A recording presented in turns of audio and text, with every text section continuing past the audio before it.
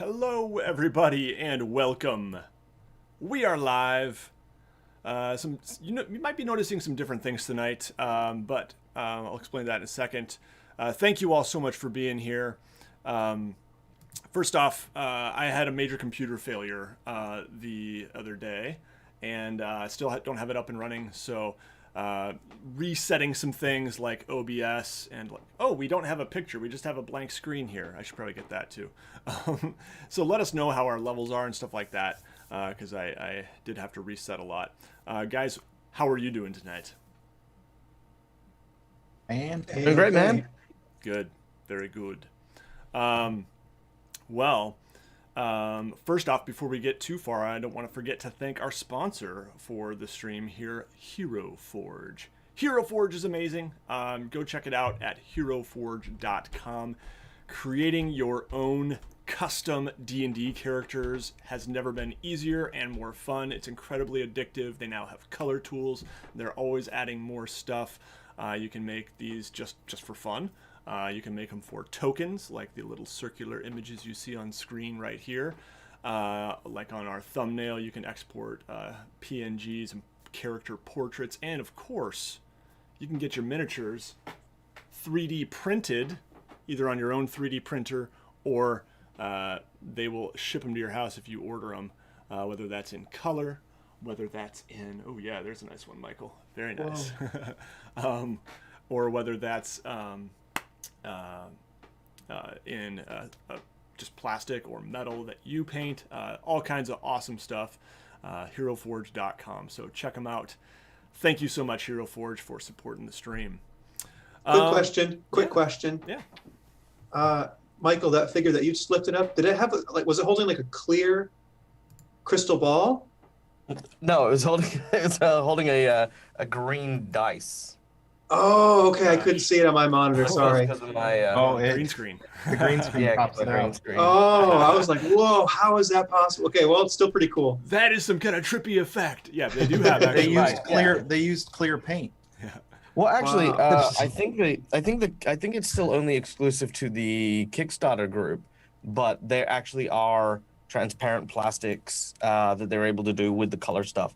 I've actually got some stuff being shipped in where I will be reviewing the transparent plastic and stuff like that sometime soon. Mm-hmm. So Cool. exciting stuff. Yeah, super cool.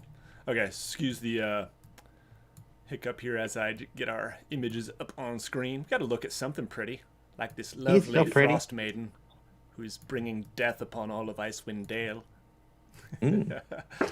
Very good. and- So go ahead. Another quick Hero Forge thing. They've just released one of the big updates that they've been looking forward to. So now you can actually add stubble and like facial hair, like thin veiled facial hair, as an option to your minis and stuff like that. Which, yeah, I was looking at Nate and myself, and it's like, yeah, thin facial hair is like, so important. Yeah, like I think the only way you could make Nate before was either no facial hair or kind of like a bushy beard, and it was not adequate. So coming soon, create your Nates and other stubbly people. Very good. Cool. All right, I'm gonna get one more thing going here, and that's our Owlbear Rodeo window, so we can have our battle map. And we are starting off using that right away here because we are in the midst of a battle, my friends. Let's see here. Window capture. Owlbear. Boom. And... oh, shoot. Where is it? There we go. Owlbear Rodeo. Gnolls. I hate gnolls. Oh, come on. They smell good. These gnolls are freshly bathed in lavender. What's that, Jonathan? You're going just for nut shots?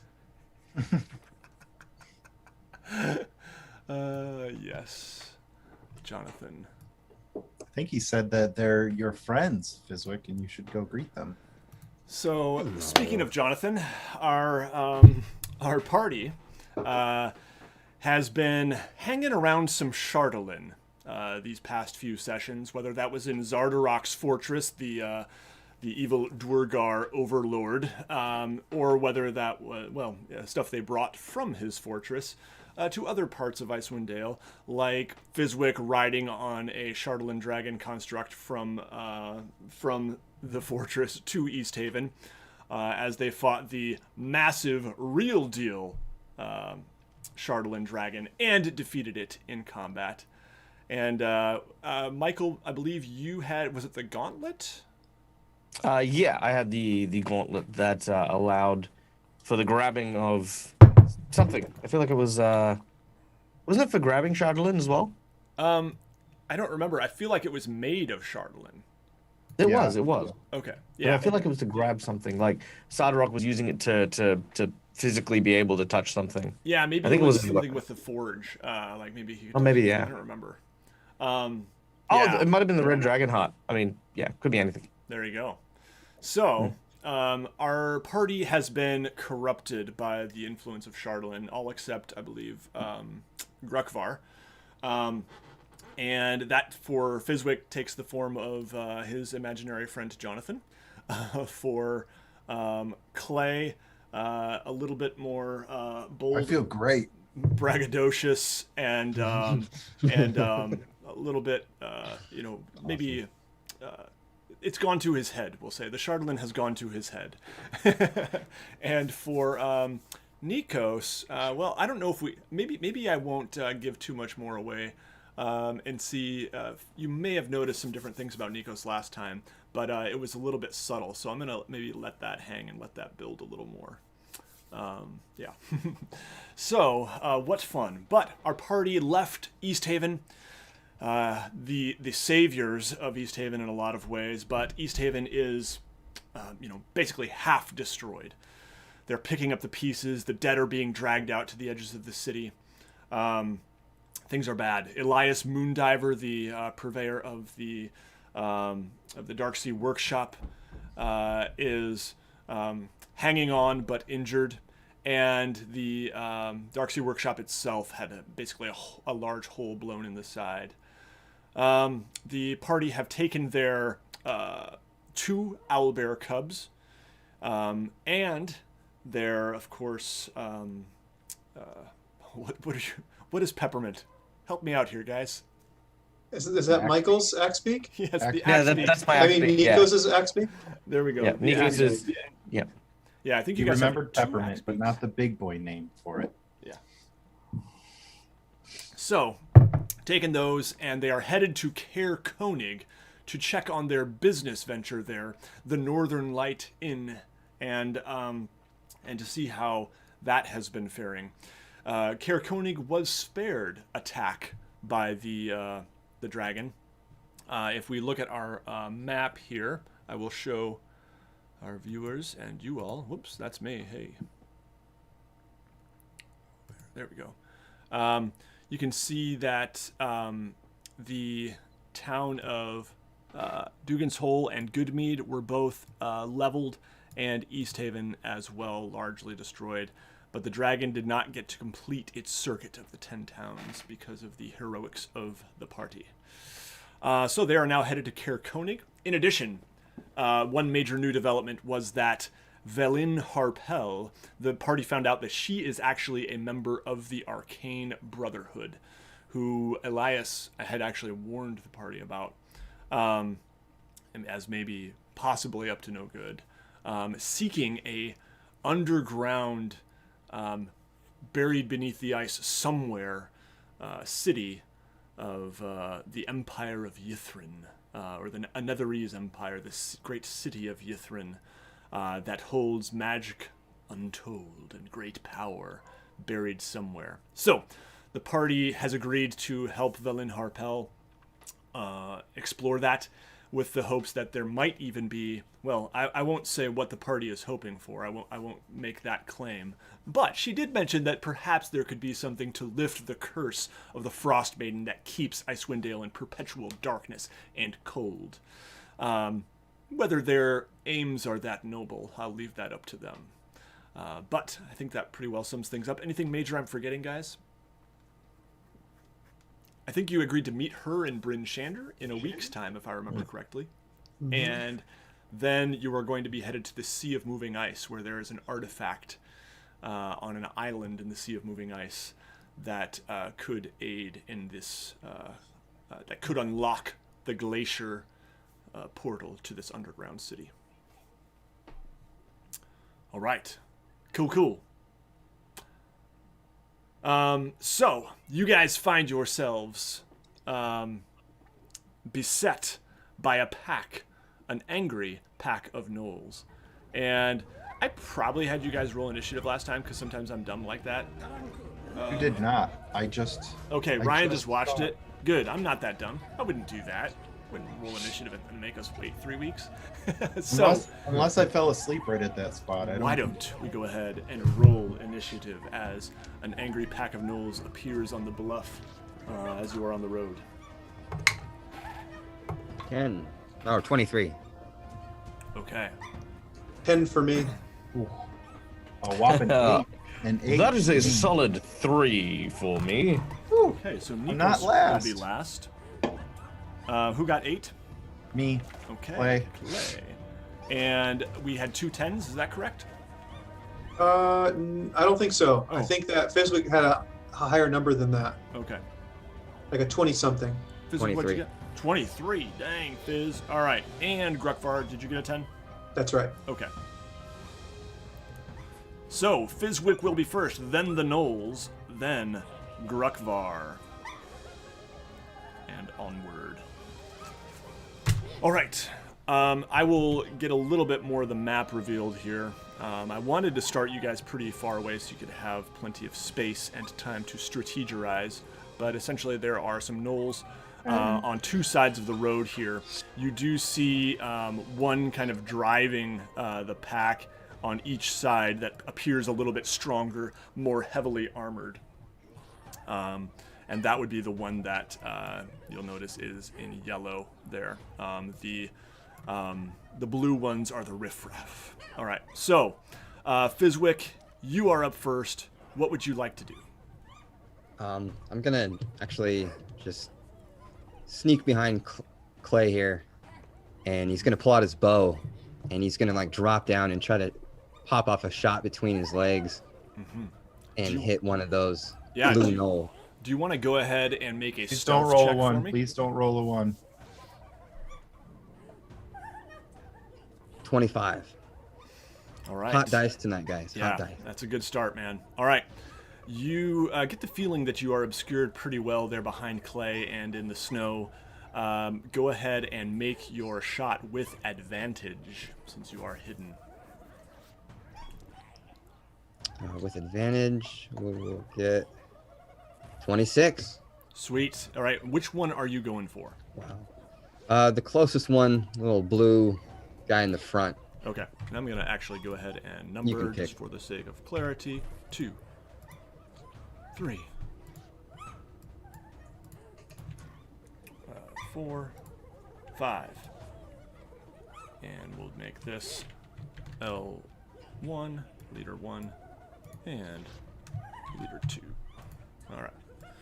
There we go. So we'll go ahead and go for number 4 here. Seems to be the closest one to you, Fizwick. And I'm actually going to make sure we're... Yeah, the range there. And if you guys click the ruler tool on the sidebar there, you can actually measure, since I couldn't get the grid up on this one.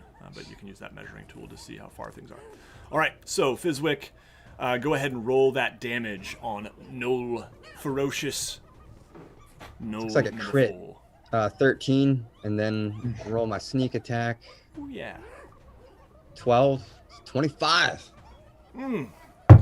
Jeez, are you kidding me? Come on, my gnolls are supposed to put up more of a fight than that. This gnoll is dead. Wow.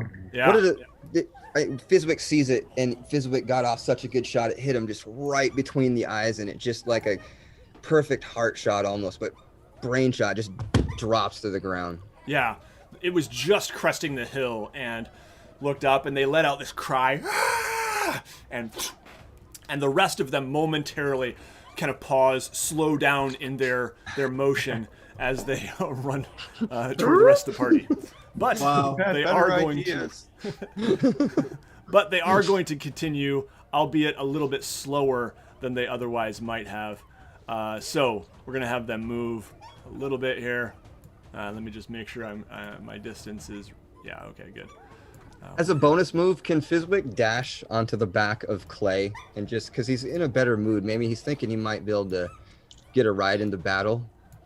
Technically, you've already used your bonus action, but I will I allow did. I will allow you to try to mount.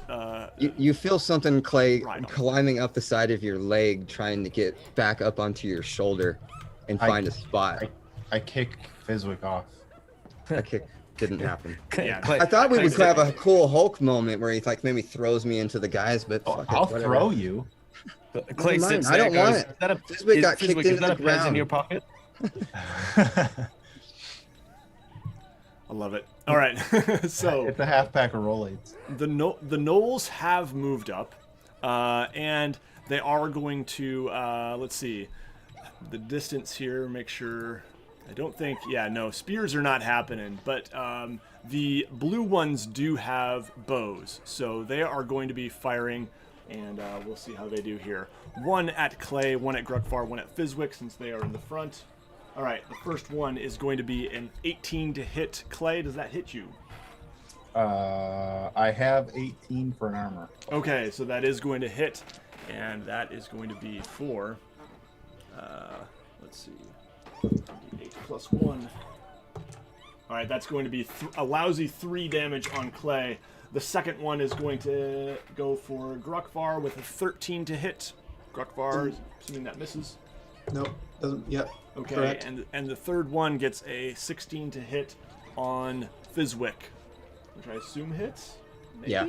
Okay, cool. 1d8 plus... Alright, that is going to be 4 damage to Fizwick as an arrow just nicks you.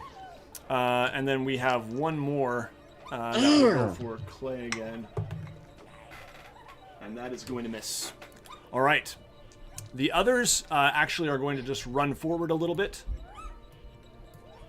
Since they are not going to be taking an action, I'll just have them move forward a little bit more. All right. And that is going to be their turn, which brings us to Grukvar. Grukvar, you've just seen some arrows loosed in your direction as the Gnolls are rushing forward. What would you like to do? What do the surroundings look like? Is there any place for, like a granted cover? Are there like rocks or anything you could hide behind, or is it just a barren plain? It's pretty barren. As you can see here, there are some rocks. It's just basically like a bit of a bluff, a rocky, not cliff, slope, we'll say, that the Gnolls are now running down. Other than that, there's a little bit of brush here and there, just like minute shrubs, nothing to hide behind. Okay. What about any refugees from East Haven on the road with us, or are we on our own here? Fortunately, you are clear of any refugees at the moment, or maybe Okay. unfortunately. I don't know, depending on how you look at it. Yeah, I was looking at it with in a kind way. Let's see. I have another question too. What kind of armor are the Gnolls wearing? They are wearing the blue ones are wearing leather armor, and the leaders are both wearing chain shirts. Okay. Let's see here. I gotta check distance here. Oh, okay. It's not gonna work. All right, I'm gonna cast Guiding Bolt. And I'm gonna target L1. Okay.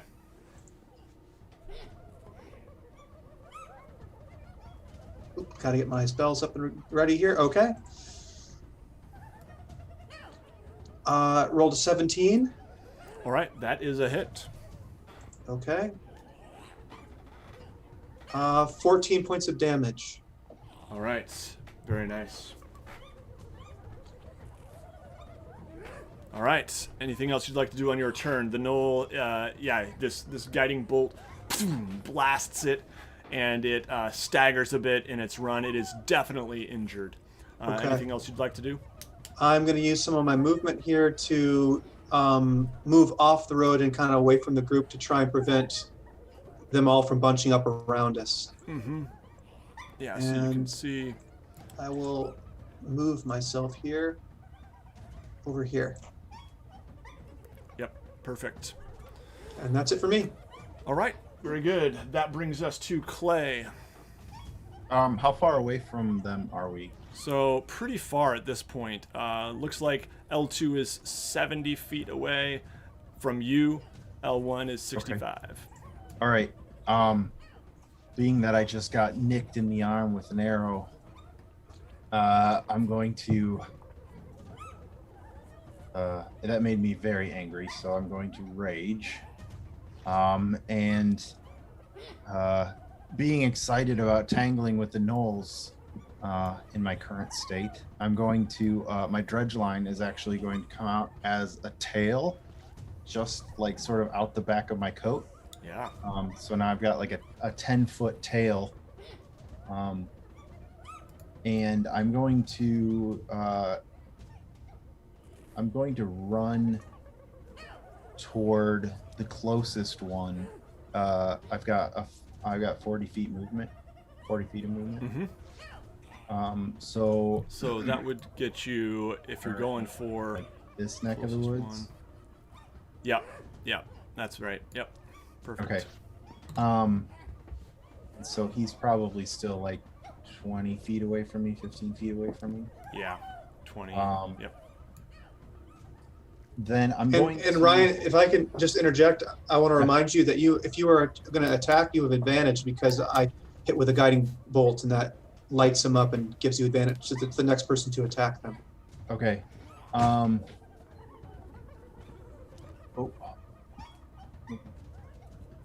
Okay, so I'm not going to attack, but I am going to pull out my whip and crack it like 5 feet in front of his face and just roar to try to intimidate. Yeah. All right, absolutely. So, let's see. Maybe just go ahead and make an intimidation check, if that's what you're going for.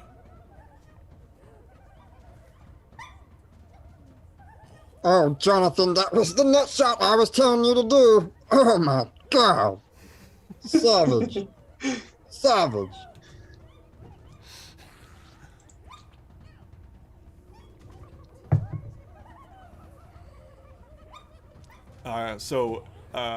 Oh, Ryan, are you making it? Oh, I think he's got to do something.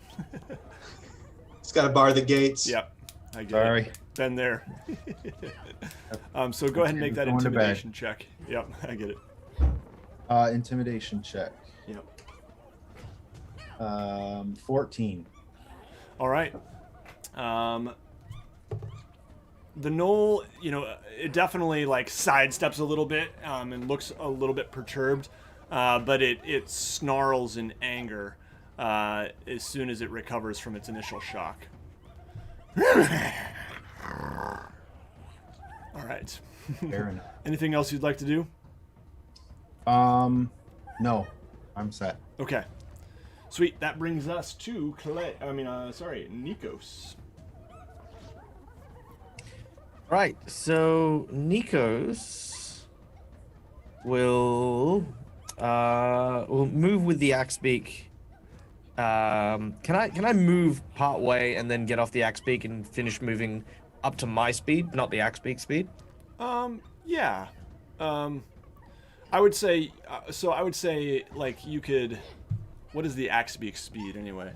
I would say probably it's like 40 foot. I would say probably you would have to choose, like, do you want to move your speed or the axe beak speed for your move? Not mine. Yeah. Yeah. Mostly because I want to be off the axe beak ultimately. Yeah. I just want to leave the axe beak a little bit further behind from where I would like to finish that movement. Okay. So right now you have moved about. Well, we'll just say that's your move right there, 30 feet. Yep. Yeah. Mm-hmm. Okay. Now the owlbear cubs were following me, and what I want to do is I want to have Nicos take off his very expensive shawl and just sort of put it on the ground.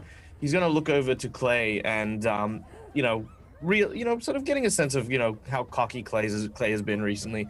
He's gonna look over and he's gonna go, "That is cute," and I'm gonna use polymorph to transform into an owlbear matron. Ooh. Wow. Okay.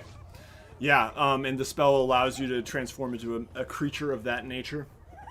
Yes. Either my CR equal or lower. Owlbear Matron is a CR 5, which as it sort of grows bigger and bigger and bigger, I become a large creature with vicious, nasty claws, the head of an owlbear, which I'll try to make very similar to the owlbear that we'd seen. You know, not an identical copy, but, you know, like a snowy owlbear, not like a timberland owlbear. And I kind of want to inspire the 2 owlbear cubs to kind of come up as well and sort of participate in the fight. And what I want to do is I want to use my once per day screech ability. Every creature within 60 foot that can hear the owlbear screech must make a DC 12 Constitution saving throw or immediately become incapacitated for 1 minute. Ooh, okay. And is one of those a bonus action, polymorph, or that? Oh, this one lists no action, so I presume then, yeah, no, I won't be able to do that. But I'll wind that up as to my next action. Yeah. Does that include us, or not? Does it not include your party? That will include the party, but you know, you can trust that I won't kill you if you're incapacitated. You'll be fine. But I kind of want to use this so the goal here is I want to use this moment to try and teach the owlbear cubs to do that.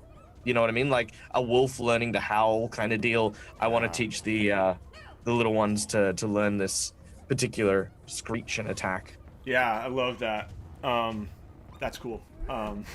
So let's actually do this. Well, I'll just make the. I don't have very good Axebeak tokens, so we'll just do. I remember, Michael, you made me one at one point, but I lost all my stuff here. So these will be the owlbear cubs by you, and we'll just say they're in tow. And yeah, you can definitely wind that up for the next turn. I've got lights turning on here. Hold on 1 sec. He just left. He left us. He left us. And then a T-Rex eats it. Right. Sorry, folks. It is the witching hour. Yeah, super cool. All right, so you guys see Nicos transform, just kind of this blob of feathers and fur that a head rises out of to look very much like the owlbear mother that you all had seen several sessions ago. Cool. All right, that brings us back up in the order to Fizwick. Fizwick is gonna try to. Actually, he's just gonna stay where he's at, and he's gonna pop up another shot at L2 up there. Okay. Yep. Go ahead and make that attack.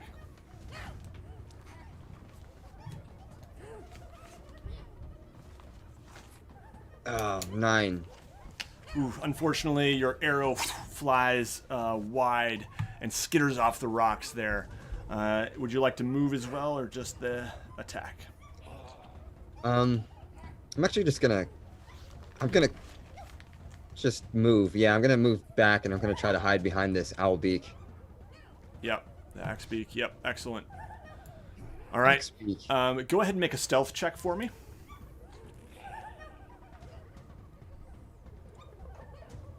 Oh, it's catching up with me now. 10. All right. You get the feeling you might be hidden.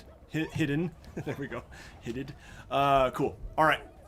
Very good. That brings us in the order to the Gnolls next. Gnoll 1 is going to kind of move up on Clay here and attack. And this is the leader. And he is going to... oh, that's definitely going to be a hit. And that is going to be...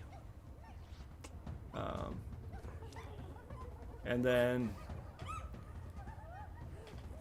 it's going to attack again, too. I'll just roll both attacks. The second one is probably not a hit. It's a 15. Does that hit you, Clay?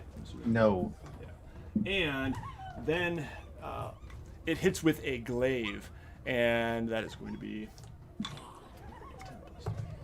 All right, that is going to be 10 slashing damage as one bites into you, and the second one down. You just manage to sidestep, and it kind of into the snow. Okay. So half because I'm raging.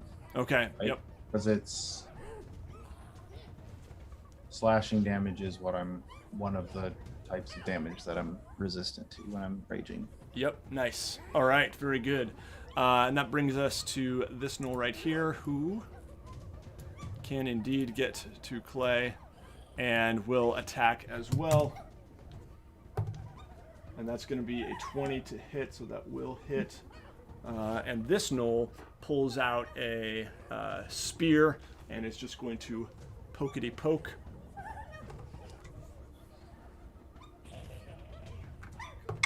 And that is going to be 9 piercing damage from a spear. So another 5. All right. Gnolls up here are going to move up. They are quite perturbed by the sight of the owlbear and not quite knowing what to do. This one's going to move, and the others are going to kind of freeze in their tracks a little bit, not move very far. And their leader looks back angrily at them and says, but they're just kind of like, we're good back here, and they're going to take some shots. Let's see. One of them will go for Clay. The others will go for Nicos. All right. Clay is going to miss. Nicos, both of those. Well, I shouldn't say that. Yeah, no, they're both going to miss. Yes. So you see arrows pass by you. The Pack Lord is going to... I'm trying to see if he has any... Oh, he does have a longbow. Okay. So, with his longbow, he will also go for Nicos. And that is going to be a 22 to hit, which will hit. Now, Nicos, you do have the armor class of an owlbear matron as well, right? Let's see. When I shapeshift, I gain its statistics. So yes, I would. Okay. Which would make my current AC 14. Okay. So that it will hit, but it rolled pretty abysmally. It is a 3 piercing damage as an arrow into your feathers, just kind of grazing you. All right. And that, my friends, is the Gnoll's turn. We are now back to Gruckvar. Okay. I am going to... I see that Clay's getting bunched up here. So I'm going to use my movement to move all the way up there. And as I do so, I'm rubbing my hands together like I'm warming them in front of a fire. But I place them on either side of my shield, and in doing so, I cast heat metal on the Pack Lord's armor. So he's wearing a chain shirt. Is that correct? Mm-hmm. Yeah. Okay, so his chain shirt begins to glow red hot, and he takes 2d8 fire damage. Okay. Until the spell ends, I can use my bonus action to restart that heat, and then also because he is wearing that object. He must succeed on a Constitution saving throw or drop it if he can. And if he doesn't drop the object, he has disadvantage on attack rolls and ability checks until the start of my next turn. Okay. So he has to make a what kind of check? Constitution saving throw. Okay, yep. Let's see. Not And- too good. Right off the top, he takes 12 points of damage for the heat coming off of his chain shirt. Sweet. Okay, 12 damage, and that is leader number 2. And that he fails the save. So on this turn, does he drop it, or is he not supposed to make the save yet?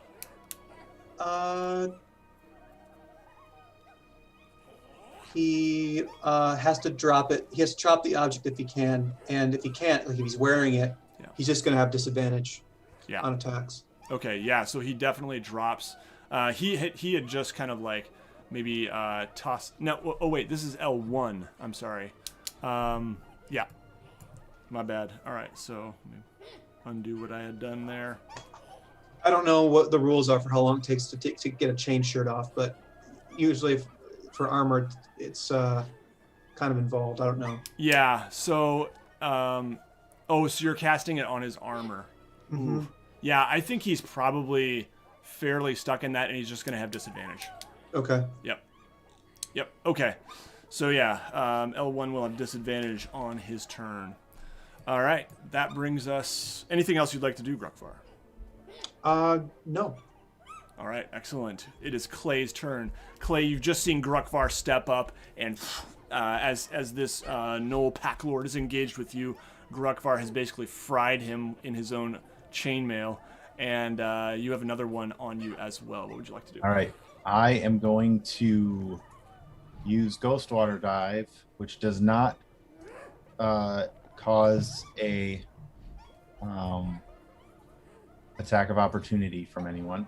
Okay. I'm going to step behind them. I'm allowed to attack once as part of the Ghost Water Dive move. Okay. So I'm going to actually try to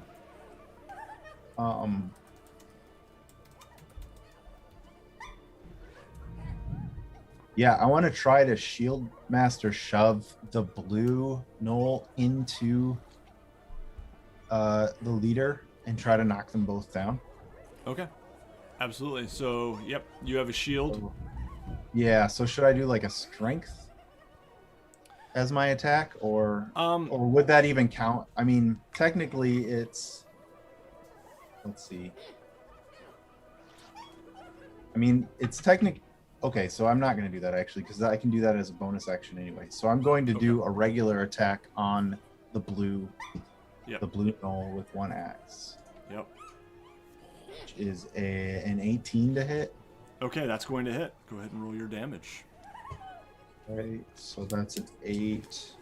It's an 11 plus 2 is 13. All right, yeah, you have badly injured this Gnoll. Okay, and now I'm going to actually, shove wait, him. is this the one? No, I'm sorry, it's not. I'm going to shove him away into his leader. Okay. Which I think... So usually a shove would be a strength contest, but I'm not sure if the ability says it just happens. It says you can try to shove a creature within 5 feet, but it doesn't give a saving throw. So, yeah, so I would imagine it's just strength versus strength. Yep, let's do it. Gnoll has a +2 to strength, so we'll see how this goes. 12.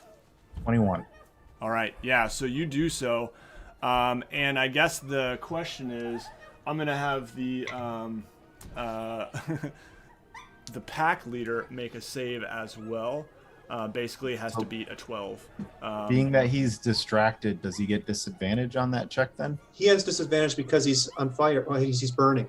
Yeah, we'll give him There you go. disadvantage, yep. And so he has, I'm just going to say, it's not quite as hard as the 21, but he has to beat the other one, beat a 12, basically, if he's going to get out of the way.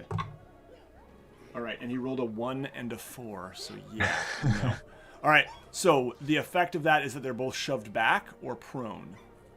I was hoping that they would sort of like crash into each other and fall down. Yeah, I love it. So these guys are both prone right now. We'll just go ahead and there we go.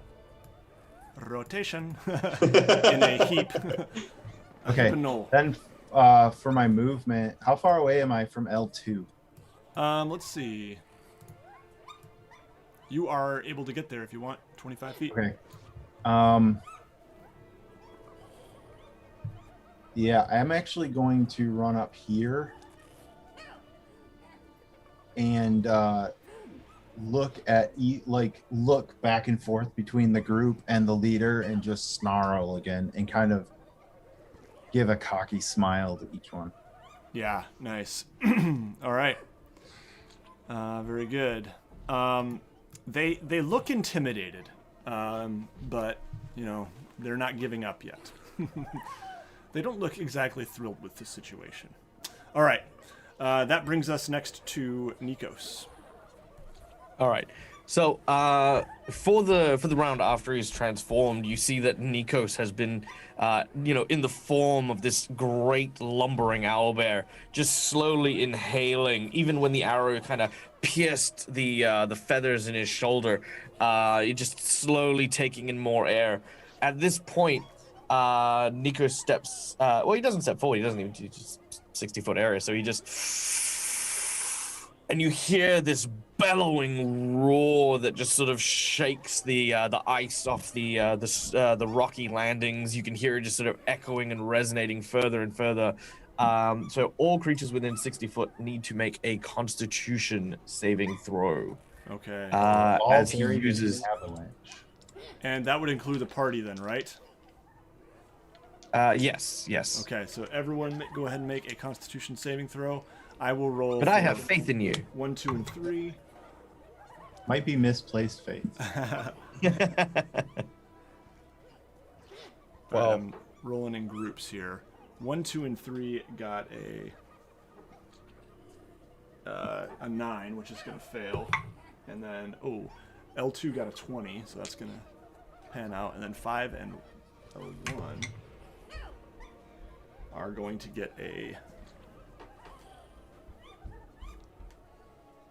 12 and... What's the DC there, Michael? The DC is 12. Okay. So, nope, not a 12. A 10 and 11. All right, so all of them fail except for L2. How about the party? How'd you guys do? 12. All right. Nice. Yep, you're fine. I roll with advantage because I have advantage against being charmed or paralyzed. It is neither charm nor paralyzed. It's incapacitate. I got a 12. Do I make it? You do. Yeah, that makes it. Ooh, nice. See, a wizard never gets 12. higher or lower than what they require. They roll exactly as they mean to. I got a 10. I got a 10, so Okay. So I incapacitated. cometh before a fall, apparently. I'm looking up. Okay, an incapacitated creature can't take actions, bonus actions, or reactions. So does it say how long? So it'll last for sorry, no, that's not right. It will last for 1 minute, but they get a saving throw every round. Okay. Yeah. So Now, are they knocked prone when this happens, or are they just? I think sort it's of just incapacitated. It's probably just They're kind of like wobbly. a, you know, yeah. finish him? Yeah. Okay. So I'm gonna have I'm gonna sort of move with the owlbears towards the L2, Yep. who I can see is not affected, and I kind of want to. I mean, I don't know if I can. Obviously, I can't speak owlbear, but I'm gonna kind of grunt in a way that implies like intimidation, anger, and I want my owlbears to sort of maul the crap out of that gnoll if they want to. I mean, they don't have to. But... Yeah. Go ahead and make an animal handling check on that, and we'll Just say, sit down and start I'm not gonna washing make their it too hard paws. because I want to see it happen. We'll say get a 10. Could I get an advantage? No. Damn it. But I'm an owlbear. I've already made it pretty low DC. Okay, fair enough. That is a 12. Okay. Yeah. Here's the part where Nate realizes he doesn't have stats for owlbear cubs. So let's do this. Probably a d6 of damage, plus 2 to hit, is what I'm going to say. So, Michael, do you want to roll those? I can roll those. All right, so... Plus 2. all right. Now, do they also have multi-attack as the owlbear? No, I don't think the cubs will. Okay. All right, well, ironically, one critically fumbles and the other critically succeeds. Haha, nice. So, for the one that critically succeeds, let's do 2d6 plus 2. The one that is the that one two- that didn't two- succeed, does he just sort of like adorably plump down in the snow, like whiffs it and it's Picture an owlbear as cute as can be. Yeah, just kind of stepping in a hole too deep that's kind of covered by the snow and making, a little poof, exactly as you described. I love it. like when on planet Earth the polar bears Button kind of leg. like in a silly way roll down the hill. So that's 11 Patrick said damage the- in total. Okay, 11 damage in total. Awesome. So yeah, this little owlbear just kind of, grabs onto the gnoll's leg and kind of latches on with teeth and claws a little bit, at least for a moment. Now, Patrick said, did the young owlbears make incapacitated rolls? I thought for flavor it makes sense. This is an owlbear roar. Like, I don't think I'm going to make the baby owlbear. That just makes them stronger. Yeah. That gives them advantage. That gives them that advantage that Nicos is looking for. Yeah. Oh, that's true. Is flanking need to be on either side for D&D, or is it just next to? So flanking is an optional rule that I don't play with. It was, Fair enough. yeah, so there's no advantage on that unless there's like pack tactics or something. Okay. So that brings us to Fizwick. Fizwick, you have seen Nicos, the owlbear matron, attack, and the owlbears attack Clay up on the bluff here, and Grukvar engaged with these two now toppled gnolls. Those two toppled. I like Toppled noppled gnoll. gnolls better. That's a hard word. Say that 3 times fast. Toppled Boy, gnoll, you toppled really, gnoll, you toppled really gnoll. noppled those tools. No, they're on a pile together, aren't they? Yeah, they're basically, yeah, we'll say they're in a bit of a tangle. So Fizwick spits in his hands and he rubs it. I'm gonna make some smoke, and he casts bonfire right on top of those gnolls. Nice. And Smoke the gnolls. they're Smoke prone. the gnolls. They might get a save with disadvantage, but I'm going to say just no. The fire is going to hit. Go ahead and roll a d8 of damage. I think it's a d8 for bonfire, right? Yeah, Okay. I think so. Let me double check. Ooh, and an 8. Sweet. Okay, so yeah, each of them take 1d8 damage here. L1 in particular is 2d8. 2d8. Oh, it's 2d8 now because you. Yeah, I'm gonna roll another one. Ooh, yeah, do it. Bonus roll, y'all. So is that each turn? 7. No, I'm just 2d8. Yeah, 2d8. Damage Total for bonfire. Yeah. Yeah. Oh, so not each turn. They're not like No.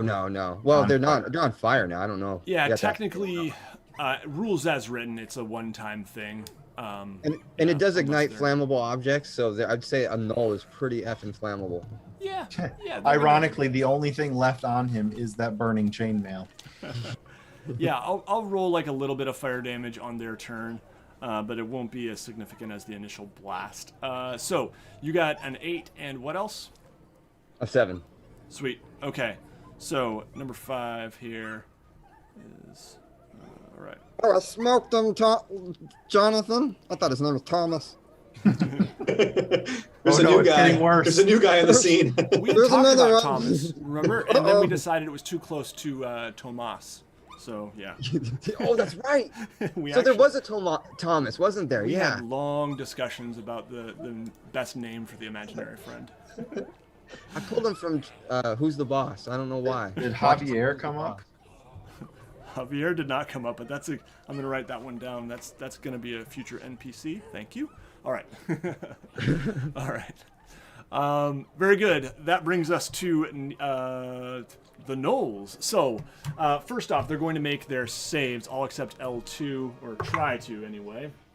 Okay. So L1 makes the save in terms of it no longer being incapacitated. Still prone and slightly on fire, but not incapacitated anymore. Number 5 is going to make the save as well. Rolled a 17. 2, 3, and 1. Oh, I guess I had rolled for all of them at once. So I'll roll for all of these guys at once. All right, and that is going to be a 15 as well. Plus 2 is 17. So, or wait, no. I think just plus 0. But yeah, they're going to make it either way. All right, so they are no longer incapacitated, but I'm going to say these ones like basically are going to not have their they're not going to be able to attack. I'm just going to kind of say, you know what, they've been shaken. They're going to move up to Clay. That is all they're going to do. These ones are going to stand up. And So, sorry, real quick. I think that the creatures make the save at the end of their turn. okay. Yep, if that's the case, if it does say that, then yeah. It does. Okay, so we're just going to put these guys back here. And then these ones can't stand up either. They're still prone, but they are no longer incapacitated. All right. Good, thank you for clarifying that. So L2 is the only one who can do anything on this turn, and is going to go for Owlbear Cub. Now, You monster. Owlbear Cub. Someone has done these stats. You can count on it with the awesome RPG community out there. Okay, I see baby owlbear. Let's go halfway That between seems mama and reasonable. baby. I'm going to say, yeah, armor class 12. I mean, owlbear doesn't have a high armor class in the first place. Hit points 39 seems reasonable. Yeah. Okay. So this gnoll is basically going to slash down at the one that has attacked it in the leg. And let's see how it does. That is a 16 to hit, so that will hit. And that is going to be... So, Nicos, I'll have you keep track of their hit points here. Yep. Which Yep. is... What did I say? 39? All right. And that is going to be... 6 damage to the first... To the owlbear. And then it does have multi-attack, and it is going to attack Nicos in owlbear form as well. And that will be a 14 or 20 to hit with modifier, and that will be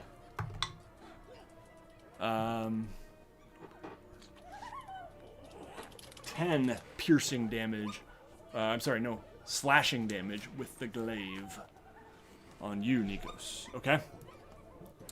Sorry, what was the to hit?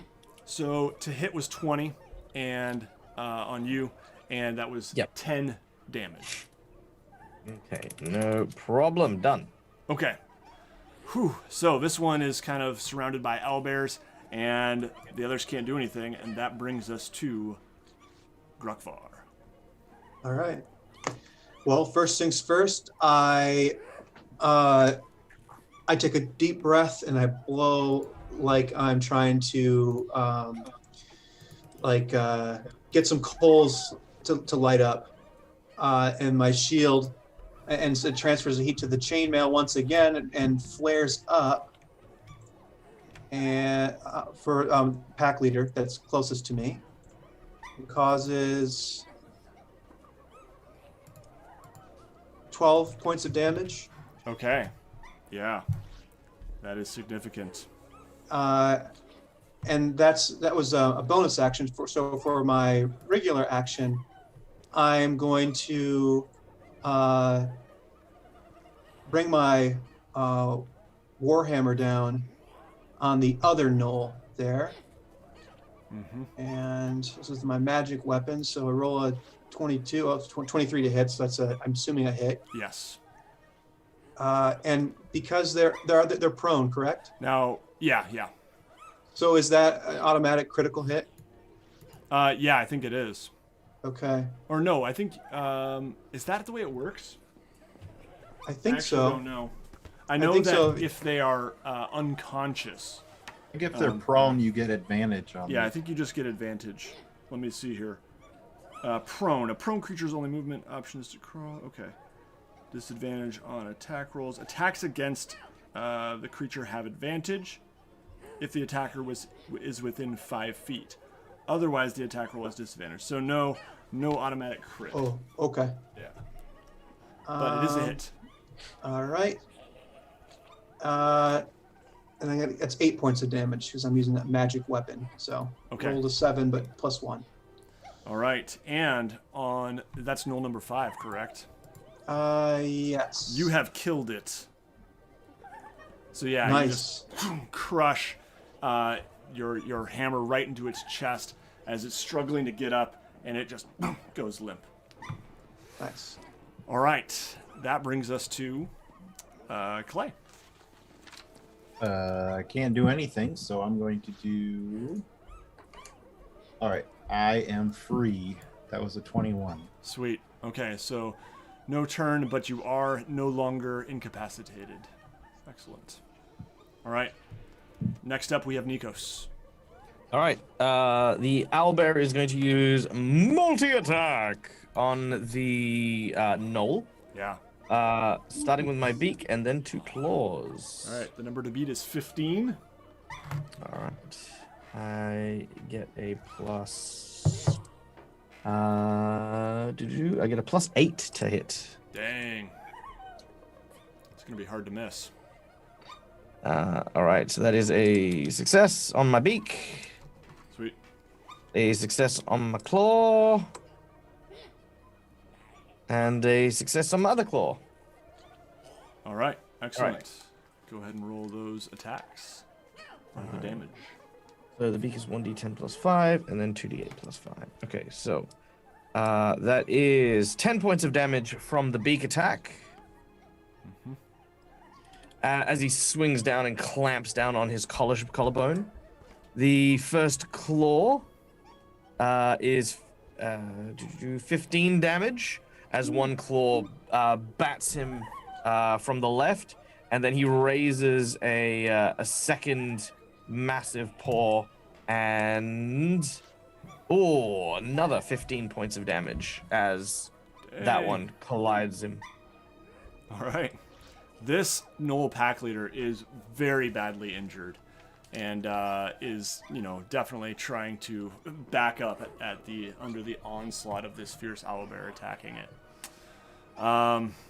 Wow. All right. I never thought we'd see Nicos doing so much melee damage, guys. It's like literally the only reason I chose polymorph was because I was like, maybe I could teach the kids some of the really, really strong owlbear moves, and then we can, at least use them as little sonic death guns or something. Yeah. You just wanted to be the best role model you could be.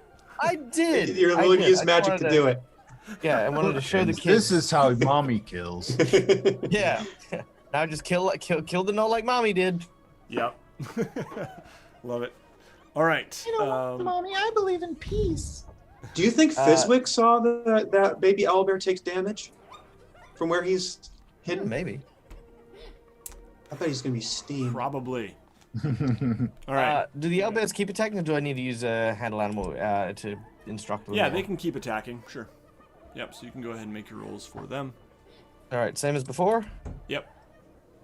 All right, +2 so to that hit. is the first one will miss, but he doesn't fumble, so that's good. The second one gets a 21 to hit, That is going to hit. and that is 1d6 plus 1 is Well, can see your browser. 7. All right. And that. Oh, sorry. Yeah, I was looking up the owlbear stats again. Okay. So 7 is the damage on that one, right? Mhm. Okay. Sweet. All right, and that's the same owlbear that hit the first time. The owlbear. I'm gonna call one. What am I gonna call it? We should name these at some point. Yeah. In the chat, let us know if you have some good owlbear cub names. Ultimately, I'll probably let the players decide. Think it over. Take your time. This is a big decision. Let's not rush it. Yeah. The good one is called The One Mommy Loves Best, and the bad one that keeps missing is just the one that's along for the ride. The tag along. You're my favorite. All right. So, this. Is that a Loki reference there, Nicos? You know what? The Gnoll Pack Lord is dead. Boom. I just realized that. So yeah, the Nicos just and as the owlbear tears into it, and then the owlbear cub just kind of leaps on top this falling gnoll and takes it out, finishes the job. All right, excellent. That brings us. If it goes down, then I'll use my move action to move up to the Okay. the next set of gnolls. Yep. Awesome. All right, and that brings us to Fizwick. You're up.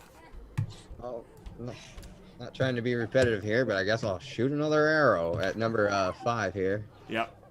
Oh, did number 5? I thought number 5 died. I meant Number to drag 5 it in the is trash. dead. Yep. Yeah. I think I missed the trash bucket there. There we go. So I'll L1. shoot it. L1, you got it. Yep. You actually have disadvantage because he is prone. If you did want to try for one of the other ones, let's see if they're in range. I think your range is something like 120 with a short bow, right? Usually. 320. Ooh, dang. Okay, so I think it's 320 with disadvantage. Or and what then does there's 80 slash 320 mean? Yeah, so 80 is your range. It's 85. Close enough. Go ahead Cool. and make.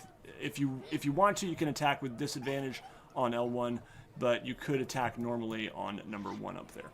I'll just take the 15 I rolled and get one of those guys up there, and I'll also add my Fury of the Small for 7 extra points of damage to a creature larger. Yeah, definitely. So go ahead and roll that.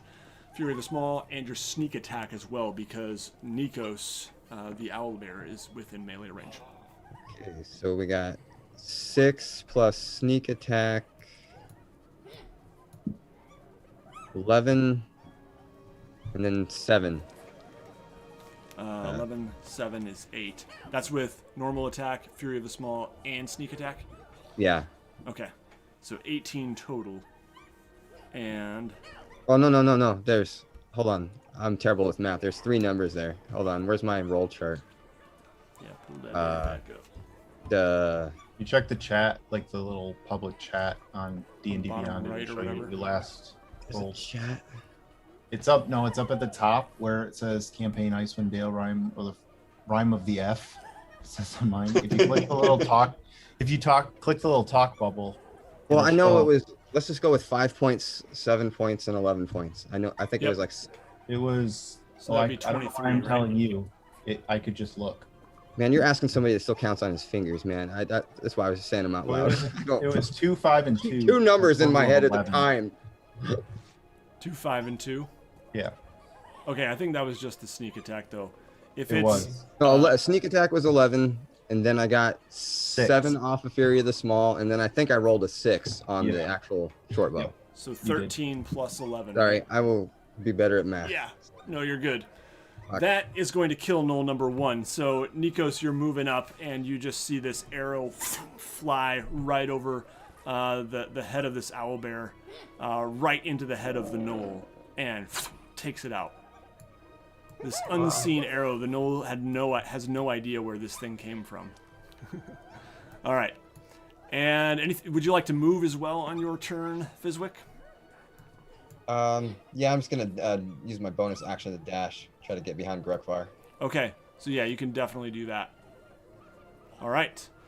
Excellent. That brings us to the Gnolls.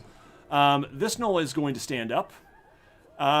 It kind of considers, it looks back behind it at the dire straits it is in as its allies are falling. But this Gnoll looks hungry, and it's not going to rest. It is starving, in fact, this pack of Gnolls. So it is going to press the attack, and it is going to attack Grekvar. And that is going to hit. That's going to be a 22. And it will be... Oh, and it has multi-attack, so it attacks again. And that is 22 again. And for a total of... Ooh, that's terrible. 5 damage and 11 damage. So a total of 16 damage with its glaive. And that is on Grekvar.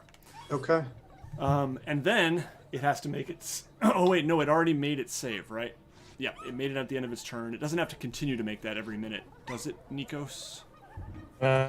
Just I don't believe so. Each creature within 60 foot can hear, yada yada yada. Creature can repeat the saving throw at the end of its turn, ending the effect on its success. So yeah, no, it's just ended. Okay. So then these two are going to move up. And actually, you know what? They're going to fall back a little bit and just keep on shooting. They're not enjoying the melee situation there. And that's going to be... Go ahead.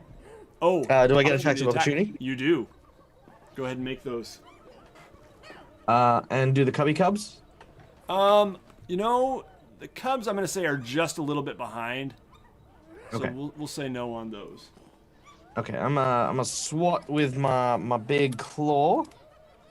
That is a 10, which I don't believe. Yeah, not quite enough.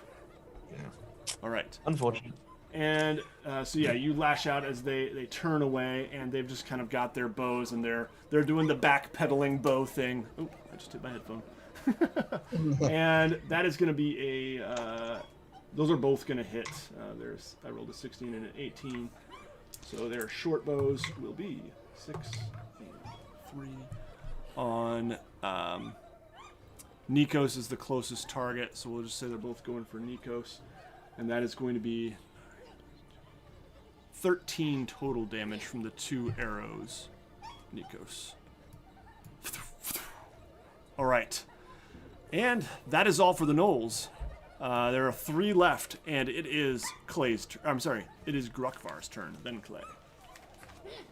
Grukvar looks directly into the eyes of the gnoll that's just attacked him, and he smiles, and he lifts his shield up, and he wraps on it with his hand to cause the dolorous tone of Toll the Dead.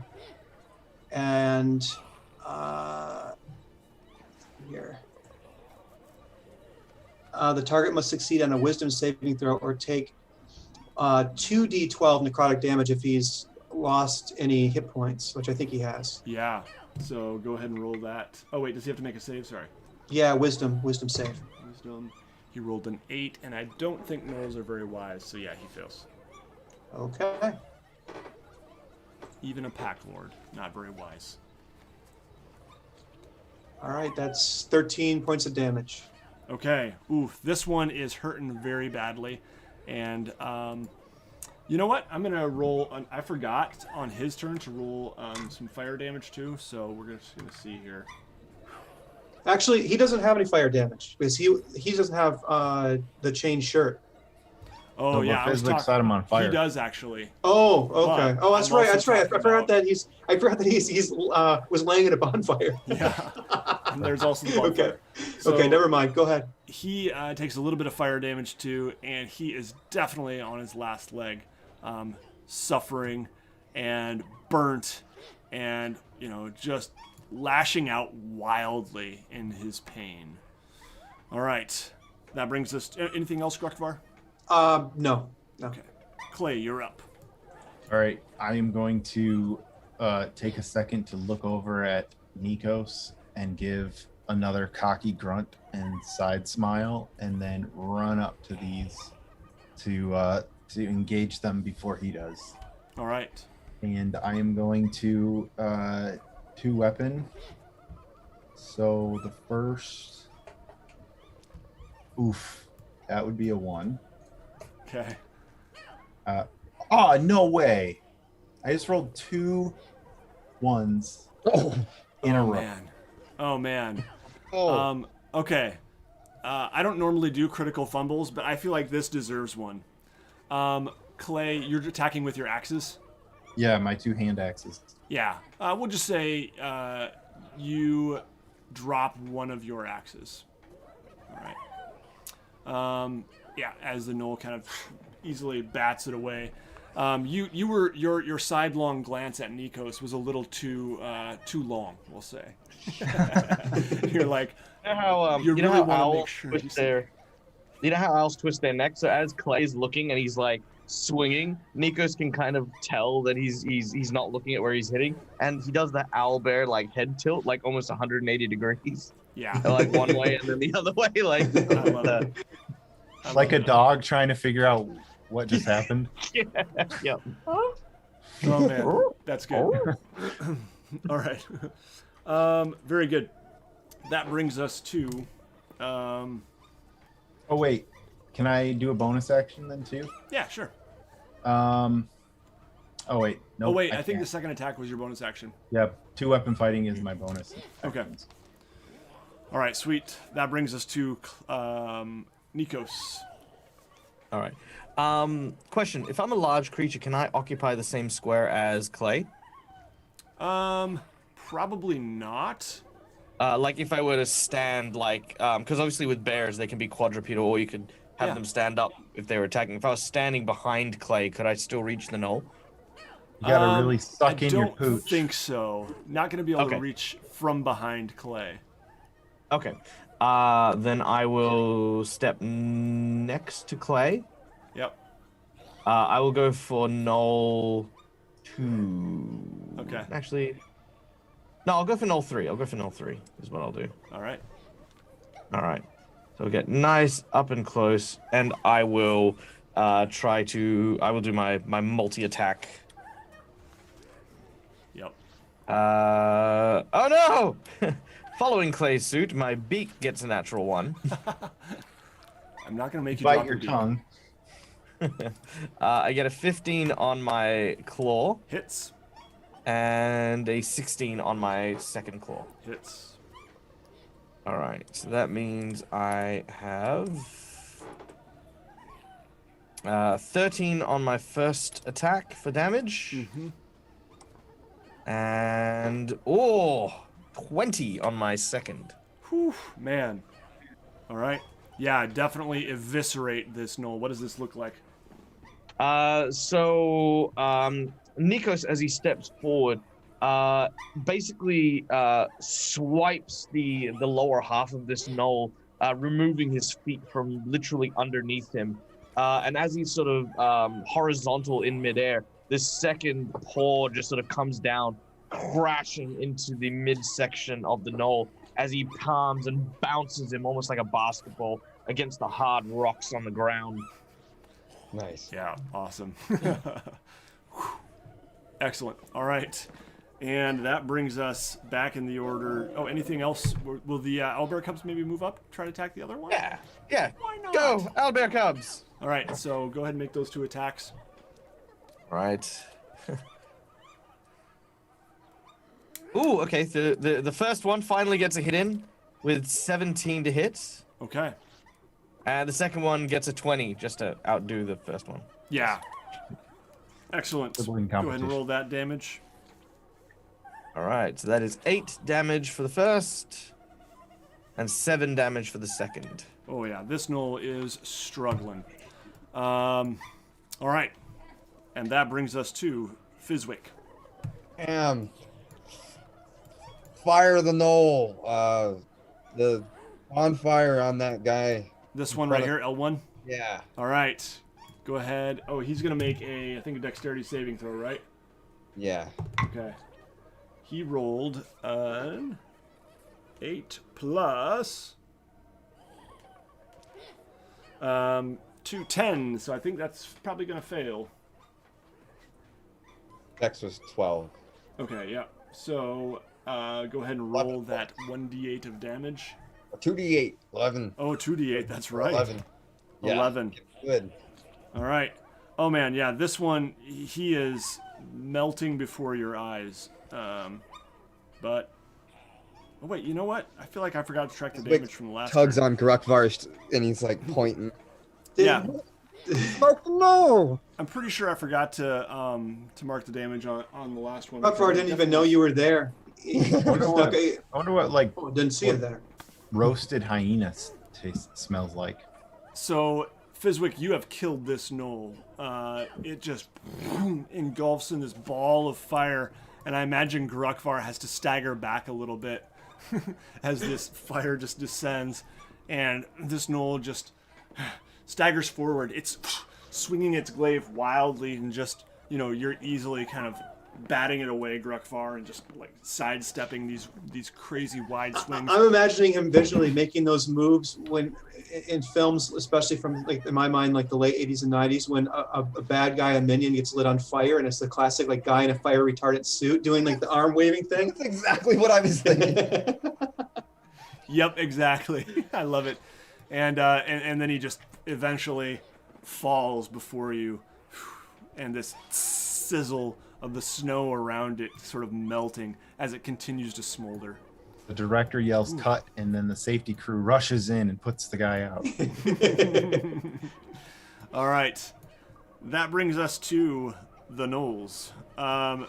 This Gnoll right here is going to split, and I'm going to say Clay and the owlbear cubs all get an opportunity attack. So go ahead and make those, Michael and Ryan.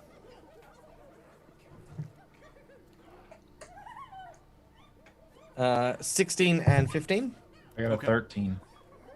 All right, all hit. I think even the 13 hits.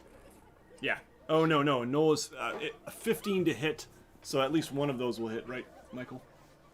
Yeah, both. Well, no, both of them hits 15, 16. Nice. Go ahead and roll that So damage. that is 6 damage each. Okay. Yes, the owlbear cubs, as this Gnoll is running away, it kind of dodges Clay's axe, but then the owlbear cubs just jump. They're defending their They mother. like grab a leg each. Yeah, exactly, and falls to the stone dead. Nice. All right. The battle is over. My friends, you are on your way to Caer-Konig, north of here, and we will continue that journey after the break. So we'll be right back, everybody. Unfortunately, I don't have my normal mid-screen stuff because of the computer fail. It's on my other computer. Mid-game stuff, that is. So just a reminder, Hero Forge is awesome. Check them out. I don't have my normal ad. There's a link down in the video description. Go make some awesome custom miniatures and character portraits and have a blast. And also check out Darksea Workshop if you want to get some awesome, beautiful D20s with galaxies, entire worlds inside them. Go check them out. That is my good buddy Will's here shop on Etsy, and he makes really good stuff, so go support independent craftsmen. And also check out Dead Aussie Gamer, which is Michael's channel on YouTube and Twitch. He streams D&D, Pathfinder, other things, so go check him out. We'll hear more from Michael after the break. And we'll be back very soon, so stick around, everybody.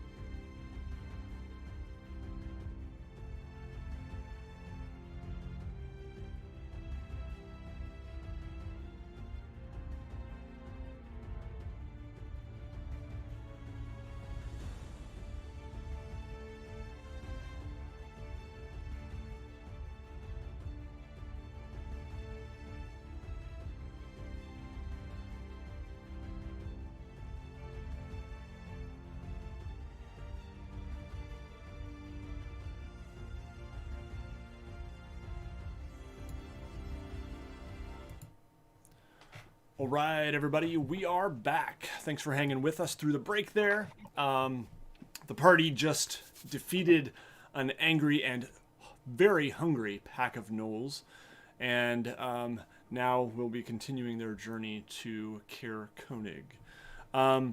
Now, you guys have not been on the road all that long, but assuming you want to continue on the path here, you will eventually probably need to take a break to water the axe beaks and stuff like that. So, you do want to continue your journey northward, yes? Yes.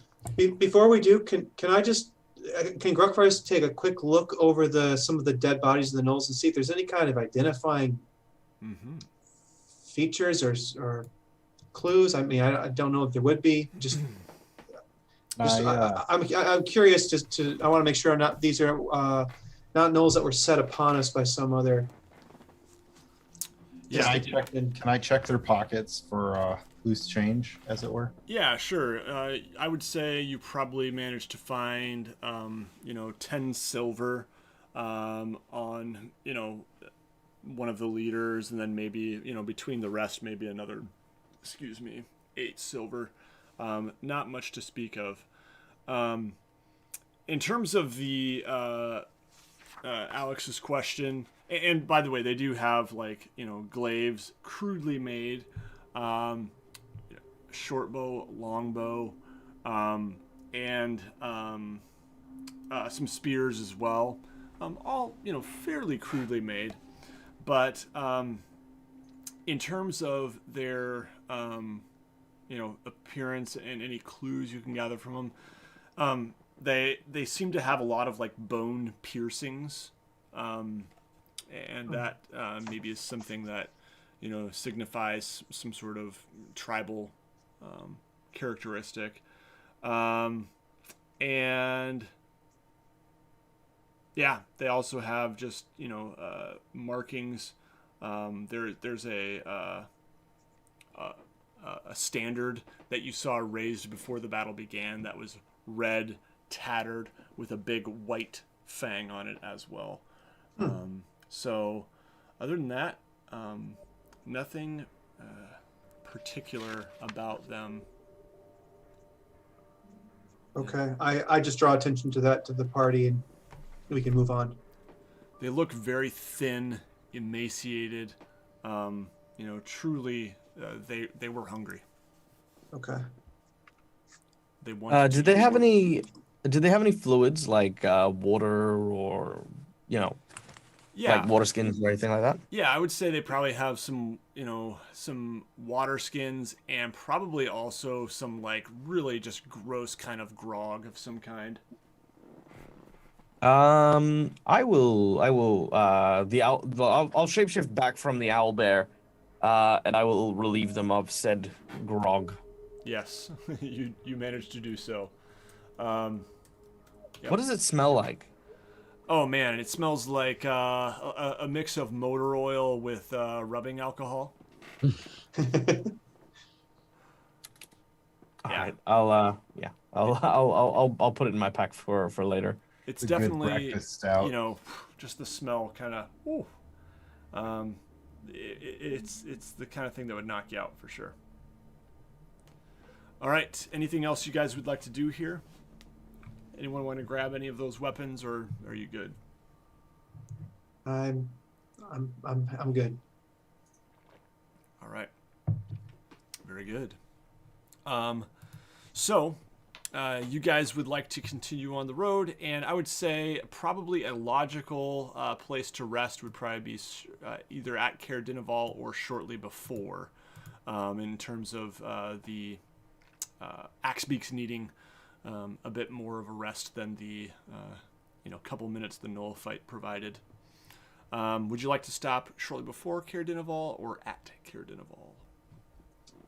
I think at Caer-Konig would be the best course of action. Okay. Yeah, so the town doesn't look too different from the last time. If you guys remember, this was the town where everyone seemed a little bit sullen, reserved, not very friendly. But this is the place where yeah, there was that the castle, the Caer, up above the town as well. So you guys stop, and there's probably a trough outside of the stables where actually you guys had kept your owlbears for a bit, where the Axebeaks could get some water. Is there anything else you'd like to do here? Doesn't seem to be too much going on. Is there an inn? There is actually the. Look it up here. But yeah, there is. Caer-Konig. I say we treat ourselves to a stay at the inn after what we've been through. I am inclined to agree. I think a well-deserved rest after everything is much in need. Though we cannot tarry too much if we wish to meet up with our friends over by the what was it called? The ice sea, the ice lake, The moving ice. The Sea of Moving Ice. Yeah. sea of moving ice. that's the Okay, one. so I misspoke. There is no inn in Caer-Konig. The only inn, if you remember, was actually run by Viggo Proudmead, and he was closing up shop, and he left to go to Caer-Konig. Yeah. Can we break into his abandoned building? I was just gonna say, is that building vacant? It is. Yeah. So yeah, I would say you managed to pry off some boarded up windows and to get in there if that's what you would like to do. I would. All I right. can stay under the radar for the night. Yeah. What's the radar? Go ahead and make a let's do this. Let's do a group check. Make a group stealth check here. So everyone, give me your stealth check result. 7. 20. 5. And that is a 10. Okay. Yeah. So like you're looking around and kind of keeping an eye out as you've posted a watch, so to speak, and you don't get the feeling that anyone noticed you. You definitely catch a couple people, catch their eye or whatever, and maybe just kind of sit on the front steps, maybe pretending not doing anything here, and then let them pass, and then go back to the business of trying to Just cough really loudly each time we peel a board off the window. Exactly. So you don't think you've been noticed here at the inn. All right. You guys managed to, there's not too much left here. There is actually quite a bit of furniture that's left, but not much else. Certainly no Fizwick's foodstuffs. definitely- Sorry. Go ahead. Fizwick's definitely maybe broken into a few houses here or there, and he knows people have some weird, strange places, behind pictures, under doorsteps. Can he just kind of like look around the house and just see if there's any strange air coming Before you from... go, how about a fire in the fireplace, Fizz? Oh, he wants the heat. I bring the heat. right in the fire? Nice. Yeah. There's a little bit of wood, mostly burnt, but you guys probably would manage to throw in some of the boards from the window, perhaps. And Have we brought any animals in with us? that's a good question. Yeah. The Axebeaks would not be able to fit through a window. Yeah, if we don't raise the alarm by breaking into the hotel, owlbear babies and Axebeaks chained up outside probably would. Yeah. So what do you guys think with the Axebeaks? The owlbear cubs probably would be okay through the window. I say we bring them in. I agree. Keep I mean, those two. Once keep we're those- inside, could we not let the Axebeaks just come in the front door? So the front door is even more heavily boarded, but I would let you. Then the back door. I say we only bring in one set of beasts at a time, because otherwise they're probably gonna scuffle. So I have a couple of quick questions here. Number one is why are we sneaking around? If this place is abandoned, then we should simply be here. Second is, if we are going to bring the beasts who are naturally adapted to surviving in harsh winters inside, we are literally going to be turning ourselves into staying in an inn, into staying into a stable. They are all winter animals. They are animals, not pets. Leave them outside tied together. The owlbears should offer some protection. Just don't put them next to the axe beaks so they don't get hungry in the middle of the night. It would bring some extra warmth in here. Depends You wish on to how many cuddle up next people to are the walking owlbears? up. By all means, but I prefer fire. How many people are walking past wondering why there's a set of owl bears and axe beaks outside? And how much should we care about these plebeians? I mean, if you're afraid of the peasantry here, then, you know, I completely agree. Are you afraid, Clay? Clay is never afraid. Well, You know I'm in which serious case- because I said Clay and not me. Or I. Well, in which case, let us But just... if they do raise, if the word passes that we're in town, might be best to just take our rest and slip out and get on with our journey. Have we pissed off the people in this This place town? is a total dump, right? This is like going into like a small town with 500 people and worrying about what the crackhead's doing. I don't think anybody's gonna care. Yeah, that's where I'm at. I'm like, have we? Okay, so just sorry, a little aside here from player knowledge. You know, 20 episodes in, have we actually done anything to piss off anyone in this town that No. would cause us to be concerned for stuff like that? No, I'm just No, more they were pissed concerned at you from the about beginning. being delayed. Yeah, okay. Or Yeah, I don't want to attract extra attention. And also, you know, if you are in a stable in a cold environment, it's more pleasant because those animals, they do generate heat. You don't have to like lay next to them for that to be the case. They'll kick Yes, out the but we have BTUs. fire. Yes, like I said, they're not pets. They're not for cuddles. Yeah, we did just light a fire in an abandoned building and like Yeah. I mean, literally, if they The walk past, DM they said go, there's only a little bit of wood in there. Might not last all night. well, we can bust up a chair or two. All right. Yeah, happy to. Yeah, and of course we've got. I don't tons know of why I'm making a boarded case up for- windows and stuff like that. We can tear down some of the boarding. Just start taking the walls apart as we need firewood. Yeah. Eventually, it'll be I mean, a it's one only story. for a night, right? Well, they're not my owl bears anyway. You do with them as you wish. did Fizwick find anything in the house? Go ahead and make an investigation check, Fizwick. So what are you guys doing with the animals? What's the final verdict? 21, yo. So at the front entrance, I think we put the axe beaks, because anyone coming through the front, that way the axe beaks aren't going to be overly threatening, because axe beaks are a common mode of transportation here. The back door, however, we are going to put the owlbears, because if anyone's trying to sneak in through the back door, they can deal with our two owlbear twins rather than the axe beaks. Okay. Fair. Everyone good with that? Yep. Okay. Fizwick rolls a 21. Oh boy. So this was Vigo Proudmead's home. And, you know, he left pretty much, I mean, left all the furniture, but anything that he, you know, that you would bring with you when you're moving, he already took. I will say you would probably find perhaps a few items that they didn't have room for. You find a small silver figurine. It's a whale. It looks valuable. We'll say it's worth 5 gold pieces. And you also find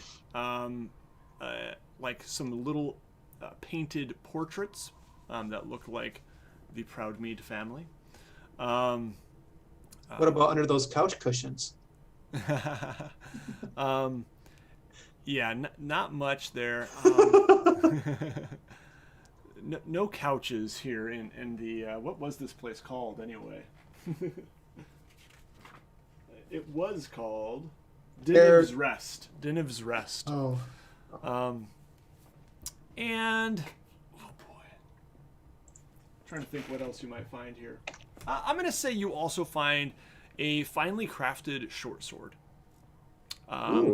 That, you know, looks like halfling sized perhaps, and No. it's No broken microwaves, because every house we've ever moved into, we found a broken microwave that they just left behind. That's just weird. So yeah, a halfling short sword's like a dagger, right? Yeah, I mean it's a small short A letter sword. opener. Would probably be appropriate for Fizwick actually, but yeah, it is finely crafted, but it's definitely showing some wear. It needs some cleaning. It needs some cleanup. Fizwick can see, and he looks at the hilt, and it's got like silver bear claws kind of going up the side and like holding in the sword. And then there's like a bear head down at the bottom on the pommel with a couple of little red eyes. Yeah, I love it. I love it. Yeah, it definitely looks like perhaps a family heirloom. Like it has not seen much use, but it is a finely crafted and probably very old sword. All right. Sweet. So statistically, that is just a short sword, yeah, you know what? Nope, it's a +1 short sword. Woo, man, we just upped the ante. Wow. Yeah, I'm glad Fizwick made that investigation. yeah, and that was just kind of under the master bedroom mattress, kind of like in its hilt, tucked between some of the slats. Of the bed, between the bed frame and the mattress. In case you just need to stab somebody out of nowhere. That's right. You just keep it under the bed. Yep. Cool. Hear a strange noise downstairs. You're ready to go. All right. So, let's see.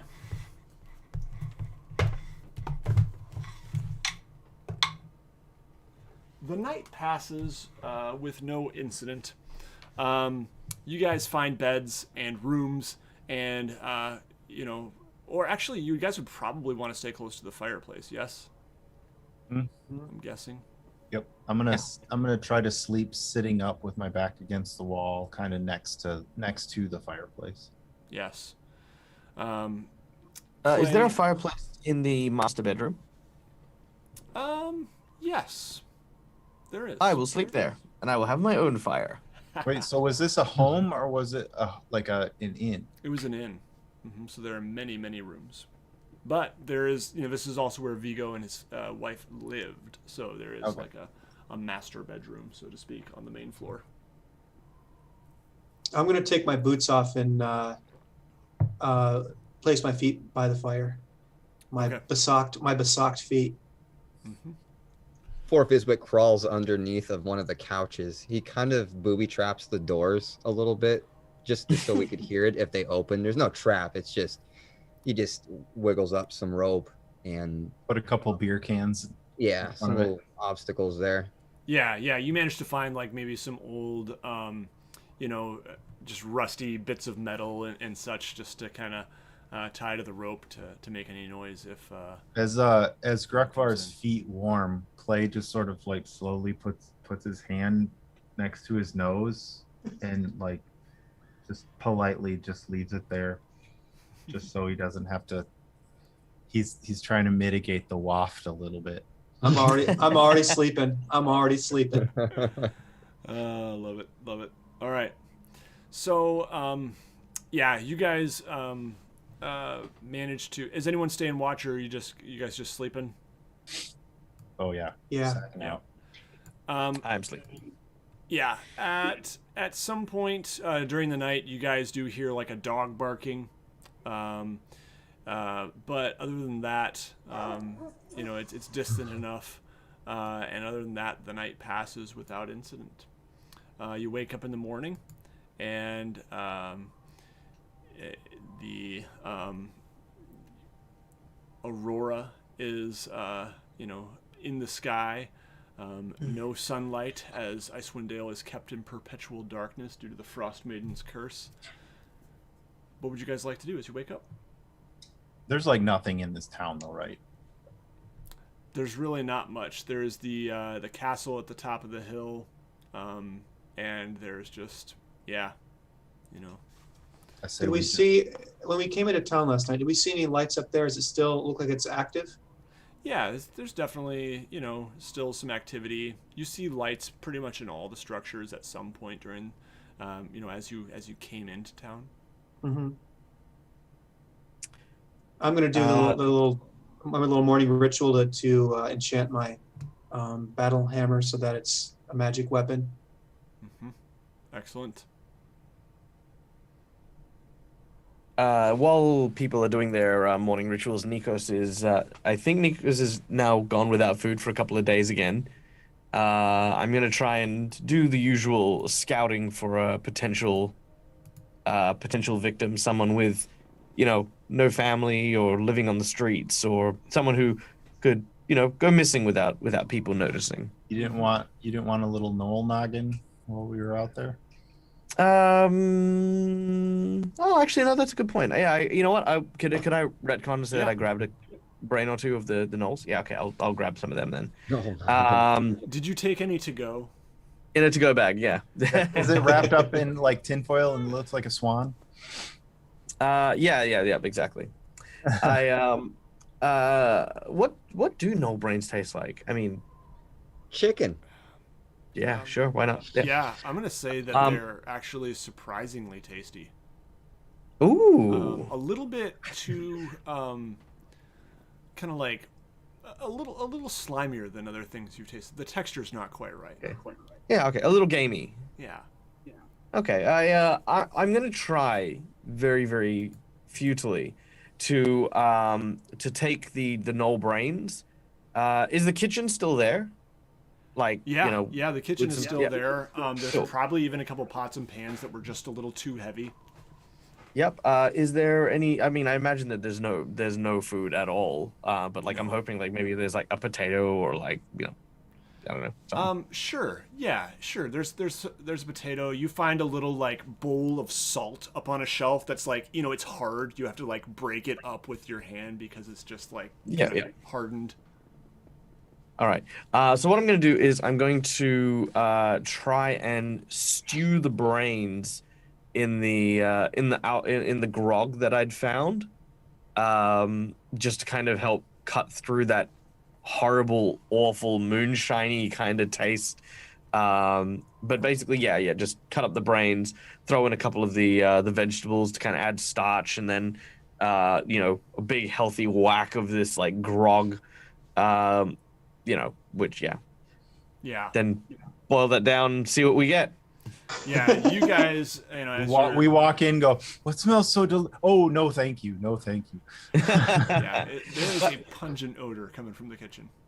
Yeah, by the way, for those of you, I don't add any salt. I want to make that very clear, because for those of you who don't know what grog actually is grog was actually what they did when they watered down rum with seawater in order to make it last longer on long voyages.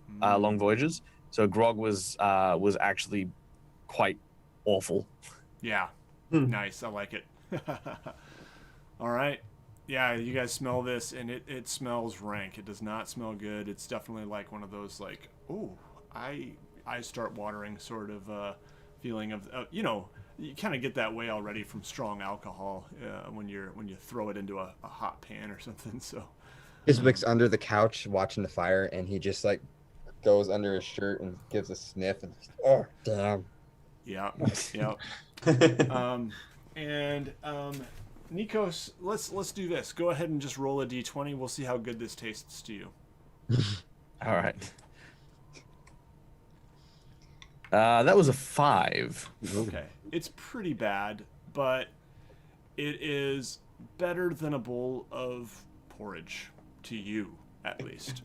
That's true. Does cooked brains do the trick, or do they have to be raw? I don't know. I haven't tried it before. I mean, Cooked out all the enzymes. Yeah. maybe. I don't see that there would be a huge difference. There's certainly probably a certain sick pleasure to the process of getting a fresh one. But anyway. Yeah. Well, these ones would have had they had to have it fresh from the tap, or it didn't work. Well, I was gonna say the brains would probably be cold, so it probably wouldn't be cooked all the way through. It'd probably be brought up to temperature more than anything else. If anything, the only thing I would have cooked is the potatoes to make them nice and soft. But that'd be about it. Yeah. And Nicos, you have a pretty good buzz going from the grog as well. You're feeling all right here. Belly full of brains. All right. Anything else you guys would like to do here in Caer-Dineval before you head north to Caer-Konig? I smell potatoes. Boil them, mash them, stick them in a stew. And then he kind of just I nods did off. this. There you go. Cook them with brains. Yeah. All right. So we're heading on to Caer-Konig here. The rest of the journey passes fairly uneventfully for you guys. You see a couple other, refugee families, just, backs laden with goods, maybe a couple axe beaks as well, heavily laden, a dog sled or two, some passing you, maybe if they're alone and going quite fast, but others, mostly, you are passing them as they trudge along. They look like they're leaving town, like they're doing the same thing that the innkeeper did, or you could pretty safely assume that these are probably from East Haven, actually, Okay. fleeing the destruction of the town, and maybe homes have been destroyed. Going to find family, perhaps, or in some of the other 10 towns, or just, a place to stay. A kind soul. And as you enter Caer-Konig, you do notice the signs of refugees. There are a couple tents kind of adjacent to homes, like even just that one wall of a tent that you could possibly share with a wooden structure is so valuable to these refugees. And others are, milling about. Definitely a lot more activity here in Caer-Konig than Caer-Dineval. The town, some of the townsfolk recognize you, and you receive warm greetings from them. Shaking hands, perhaps a shout from a nearby, someone doing some work on their home. The heroes, and here they are, and just generally a pretty warm reception as word of your deeds has spread even to Caer-Konig here. And you guys were already well received in Caer-Konig, but yes, you even hear the term dragon slayers being used as by a member of the town or two. Would you guys? What would you like to do here in Caer-Konig? I'm going to pull up the map here as well. The Northern Light, by the way. Make sure I'm getting my location right. Oh, pile of books. is there a place that I don't know if it would be a blacksmith, but like a weapons shop? Yeah, didn't we last time? I feel like we, you guys had fashioned some, like crampons, basically some foot spikes and shin guards for the traps. I know that you guys cobbled those together yourselves, but did you get supplies somewhere, or do you guys remember? There's an outfitter. Yeah, the outfitter's place. Okay. Yeah, I think there probably would be someone who, can do very minor things, but probably not like a weaponsmith in a town like Caer-Konig. I'm basically looking for somebody who can take a look at my shield and see if there's anything that they can do to reinforce it or repair anything that is out of sorts with it. Not necessarily like improve it or anything, but just do a little work on it to make it as strong as it can be or should be. Yeah, absolutely. Where did you get this shield, by the way? I found it was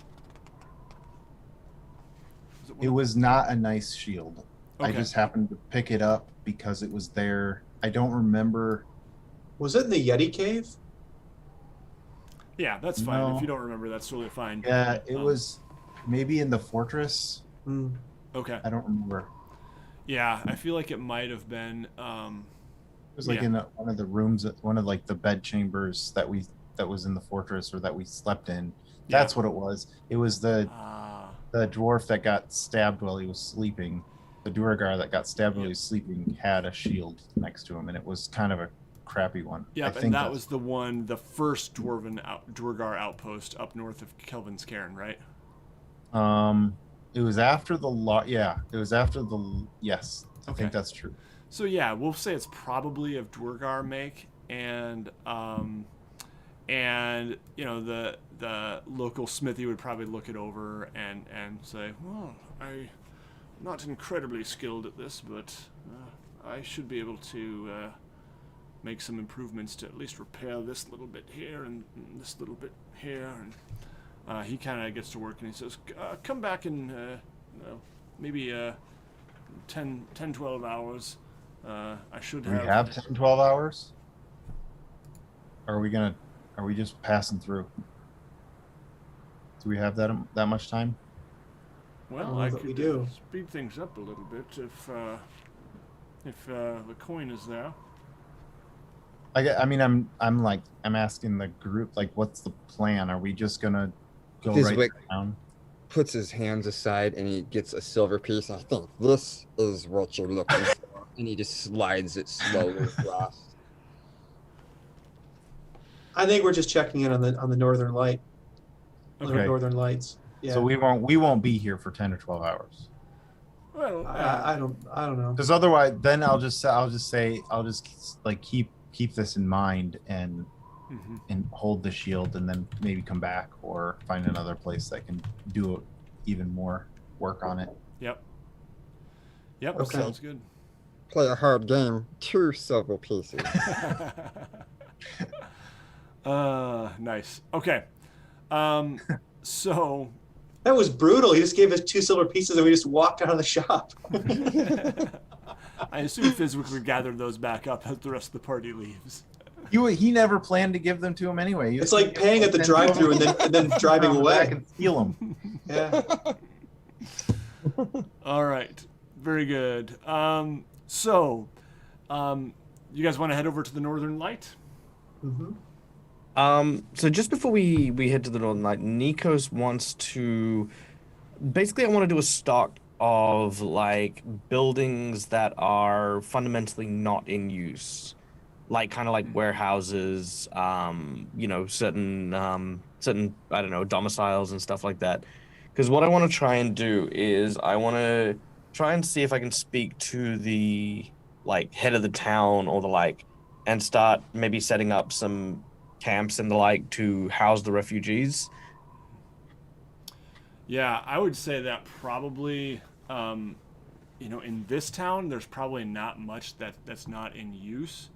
But you do notice that, like, some of these tents, there seem to be a lot of people inquiring about lumber. And you definitely get the feeling that, like, people are wanting to build. But I don't think there would be much in Caer-Konig. That's actually abandoned. If we look at the map here, let's see here. It's not it's not a real big town. No. Okay, so my next port of thought is, I would like to.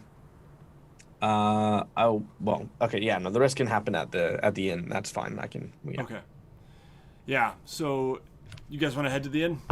Mm-hmm. Yeah. Mm-hmm. All right. So the Northern Light. As you walk up, you see the magical lantern shifting color and purple, and then blue, and then green, and then on it goes. Beautiful kind of almost swirling colors in the Northern Light lantern. And you do see out front Corey, the older of the 2 sisters, who own the Northern Light, is kind of in conversation with some people who appear to be refugees.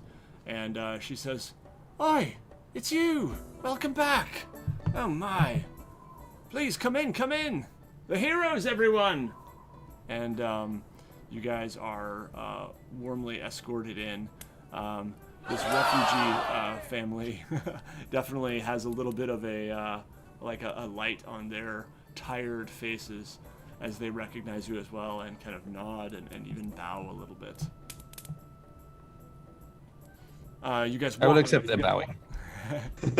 You guys walk into the common room of the Northern Light Inn, and it is definitely a pretty happening place here. There are people, and it's about noon at this time. There are people drinking. There are people eating. There are people talking. Many of them do appear to be, very tired, worn out from the road. Clearly refugees from East Haven, but there are definitely a number of other townsfolk that you recognize here. I just walk behind the bar and grab a mug and fill it with ale and sit down and drink. And you notice that as you do so, who is it? Allie, the younger sister, starts to, hey, what are you? Oh, it's you. Oh my goodness. Oh, welcome back. Of course. Help yourself. And she kind of she looks a little awkward, like kind of, what are you doing? But she doesn't stop you and lets you fill your mug. And she says, "Oh, a round for the others too." I actually wink at her and then sit down. Fizwick jumps on the table and he just proclaims, A round of ales for everybody. and Here's he gets 2 his silver. coin pouch out. And then what? Fizwick does? He empties his coin pouch? He gets his, well, it's going to cost some money, right? Oh, right, yeah. Higher room beer. Yeah. Oh man, I took down my little price sheet when I had to redo my office here. I can't remember how much a mug of ale is. I think it's What's also on an my ale? DM screen though. I got this awesome wilderness and travel DM screen. I really like this one. All right, food drink. It looks like a mug 2 is 4 silver copper pieces. pieces. Oh, 4 copper pieces? A gallon is 2 silver pieces. So Oh, yeah. So sure, Fizwick, you spend we'll say, yeah, probably 5.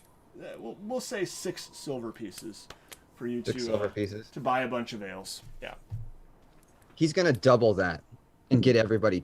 Actually, no, he's going to triple it. He wants to get this whole place smashed. Okay. A flagon, a flagoon. What do they call them? It is noon. Brazier. A flagoon for everyone. It is flagoon. noon, and people are getting hammered at the Northern Light, my friends. In an attempt to lift spirits, Gruckvar would like to attempt to dance a jig. Oh, okay. Yeah, definitely. No music? Gruckvar, go ahead and make a performance check for me. If you Like would. Coyote Ugly style on a table. Yeah. Oh, absolutely. As people start to get their ales and toast and smile. Is there anything in your price list, Nate, for how much a body shot would cost? What check am I doing here, Nate? Athletics? Performance. Performance. Oh, okay. Is that a thing in 5e? I think it is. Yeah, it is. Yeah. It's a nat 20. Oh my goodness. You guys see Gruckvar after a particularly invigorating chug at his mug, step up, and yeah, he just absolutely tears up that table with his feet. And It's a customary Durgar folk dance. nice. I love it. Fizwick is down there clapping his hands. Was it based on curb stopping people? Like just Yeah, it's like a lot of heavy steps. It's like river dance, but not nimble at all. Yeah. Is there music to accompany this, or is it just you stomping on them? If is there anybody with an instrument in the house? Sure, yeah. There's someone playing a lyre in the corner. Yeah. Okay.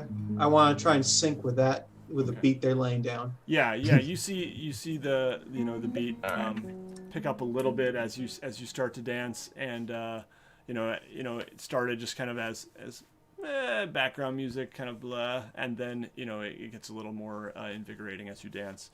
People are definitely feeling it. They're happy. They're really starting to drink. And oh yeah, there we go. I love it, Mike. That is a dope lyre beat right there. Thanks to Michael. I know. this is like medieval D&D dropping bars. This is I imagine Gruckvar went over and said hey, do you know the Dwargar tune blah blah blah, and they're like, Huh? Yeah, I'm like it's key of B minor to try and keep up with the changes, and I start swinging my hammer around in circles. Yeah. Yep. People Yeah, are- this the guy who's playing is like, key changes. I didn't even bring a piano.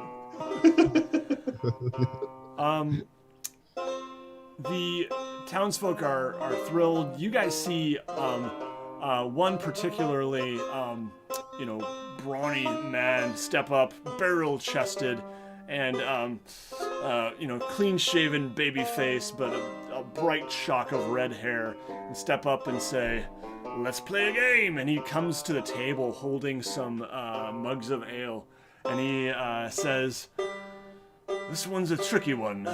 Any takers for a little what's it called? I have to remember the name now. I looked it up earlier. Hold on. Drinky? Dwarven roulette. Ah!" And he puts them down. He says, 6 mugs of beer here. Only one of them contains a little bit of piss. Who's up for a little bit of a risk? I'll do it. I'll drink some piss. All right. And that's how the big guy automatically won. Because Fizwick was Okay, looking- here you go. First round's on me. Second round is on whoever drinks the piss. Let's go. Fizwick, go ahead, and you see some other volunteers step up, and the mood is light, and Fizwick and 5 others, including this big fellow, all stand at the ready. Fizwick, go ahead and roll a d6. If you roll a 1, it's the piss.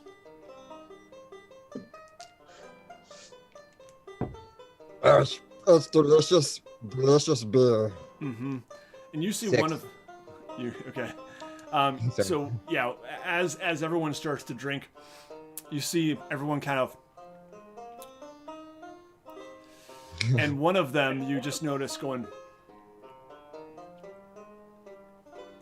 I don't think one of them knows. Somebody's drinking piss and don't know.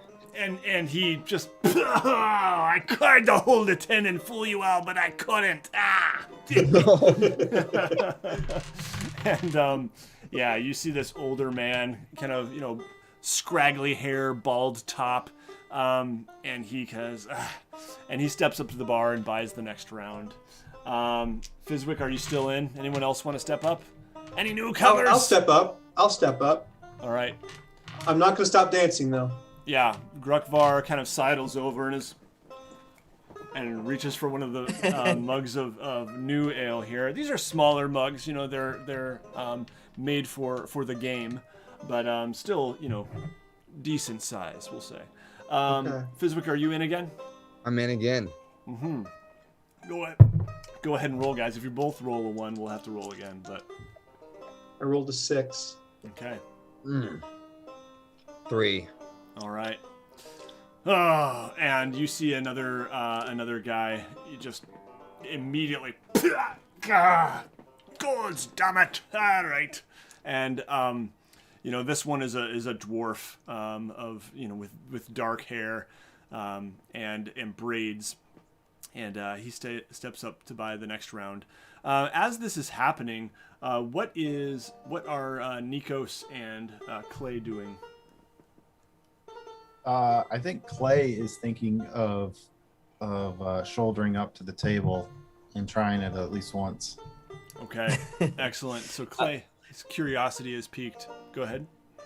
Nicos is very happy with his non-pissy drink that Fizwick bought earlier, and he wants to discuss some business with the tavern keeper, because as you know, we are part owner of this establishment.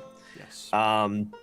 So one is I want to claim our take, as it were, for the time that we've been away, and then discuss some matters regarding the new refugees and a couple of promotional policies to at least help ease things in place. Mm-hmm. Also, I want to check on Vigo, who should be here by now. Yeah, definitely.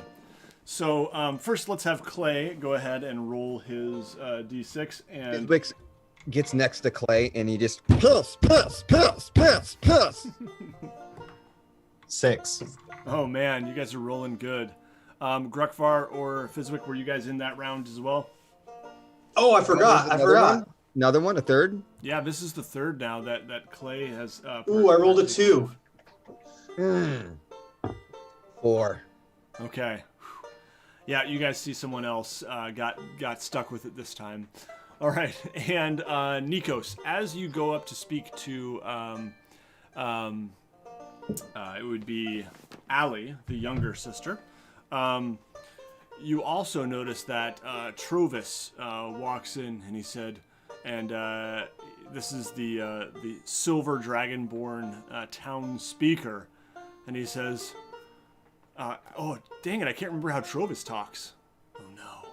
This is bad, guys. He was pretty drunk the last time, so... Yeah. Just do some British thing, and it will just work. Yeah, he's got to be kind of gruff. I remember that, but that's all I remember. Anyway. Oh, it's you! All right, excellent. The party has started without me. And he, sees the drinking happening, and he steps over and also takes part in the game that's going on, and he rolls a 6, so he's good. All right, and as he sidles over with his mug of ale, he steps over to you, Nicos, and sees you approaching Allie, and sits down next to you at the bar as you begin your conversation with Allie. Oh, well, so good to see you all, and man, every time you all come, it simply lightens the mood so much. Well, it is always good to return to a place that is at least somewhat akin to home. As Nicos is saying this, over the time that Nicos has been gone, there's been physical changes in his appearance. His skin is starting to get paler, and even the shape of his head is starting to almost contort a little. He's kind of, still concealing most of it behind things, but, for those who saw him like the first time, he was still very human looking, but now it's kind of starting to either look like some sort of sickness or something is taking hold of Nicos as he's discussing. He says, now, judging from the state of this place, it seems as though business has been quite successful, yes? Well, yes, it has. We have been really quite busy, especially these last couple days. Fortunately, thanks to your heroics, at least from what we've heard, the destruction that met East Haven was avoided here. Well, that is good to hear. Unfortunately, we were unable to stop them quick enough to save all of the 10 towns, but we could only manage so much, which is what brings me here. There are many refugees who have been affected by the catastrophe brought upon by the Shadowland dragon, and it would be not lucrative if people were unable to pick themselves up and continue work.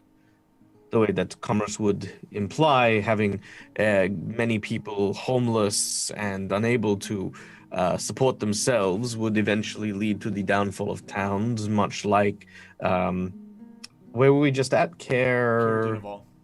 Caer-Konig. Much like Caer-Konig is currently enduring now. To that end, I would like for us to run a promotion. I would like for us to offer half prices on all food and drink to any and all who help in the construction and building of homes and places for the refugees to stay. In addition, if a person is a refugee from one of the affected places, that they are to eat and drink for free for the next week. They can, of course, after this period of time, join the half-price people by helping build and support, or by providing food and beverage for, of course, to help maintain this promotion. We will run it for the better part of the month. By doing so, we should be able to allow those who are working to keep their costs down, so that once everyone has been established, not only will Caer-Konig ideally now house a larger portion of those other towns, but it will give enough time for those who have recently migrated here to establish themselves well enough to then become paying full members of the community. Well, it's a solid idea. I like it. Many of the members of the town have already started housing some, often family, but sometimes simply generous souls have opened their homes to some of the others who have come. And this could encourage more of that. So it's definitely a good idea. I will drop 50 gold on the table. Okay. Oh, this is very generous of you. Is this for the purpose of providing the discounts and free food? Well, inevitably. Ultimately, I would like to see us turn a profit.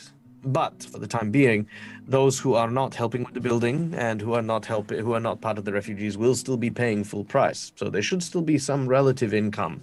But should we get ourselves into dire straits, I would like for you to have a small portion of reserve to help pull our staff and our resources through this time as well. That 50 gold should last till the end of the month. Yes, I think we can make that work. If I'm honest, we're having a bit of trouble finding food, but Vigo is quite a wonder. He's been able to work up a lot with very little, really, and it's quite amazing. So, we'll see what we can continue doing here. We've also, the past couple days at least, given away some food for free to the most desperate of the refugees. Yes, well, from now, the Northern Light is a beacon to those people, and we will no longer require to turn those hungry away. Yes, and Trovis is sitting next to you, and he says, "This sounds like a good plan. Your generosity and, forward thinking," and he kind of gives you a wink, Nicos, "is appreciated. Hopefully this will help the town grow." He kind of gives a little belch. Don't thank me yet, Trovis, for you have a part to play in this as well.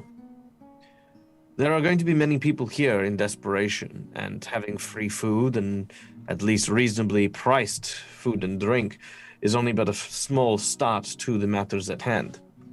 Crime is inevitable. Crime is inevitable, and you will, of course, need to be more vigilant than ever before.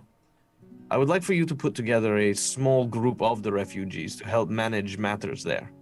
They are not going to trust the members of Caer-Konig to deal with their matters which they would consider of their town, because what would Caer-Konians know about what has happened to their people?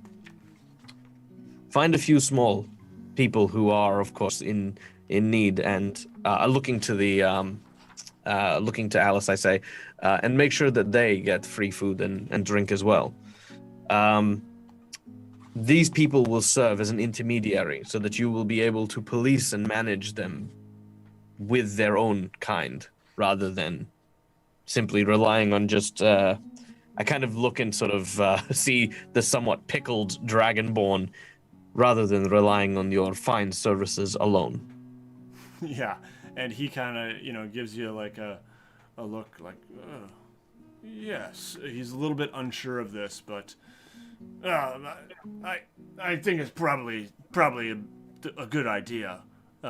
You sense like a little bit of pride, perhaps, that like, I can do it alone, but he, and Allie seems to say, "Trovis, this is definitely a good idea. I think you should do it." He says, "Oh, all right, yes, of course." And I could not trust anyone greater to lead these people into the better life that lies ahead of them. Yes. Thank you. Now, you look like you need more ale. Refill it. And Pass. And he motions for Allie to refill your mug, which is probably getting. I don't know. What do you think, Nicos? Oh, it's definitely empty by now. Yeah, and as because I'm actually getting that cocktail we came up with. Came up with as a promotional drink, so I'm smashing back that one now. Getting another one. He toasts to Trovis. And invites Alice to have a glass as well, to toast the future of Caer-Konig. Yeah, and she gets one of the lime or reasons, I believe we called them, and and yes, you guys both clink your cups together, and she says, "It is a good recipe, yeah," and says, yes, to the prosperity of Caer-Konig.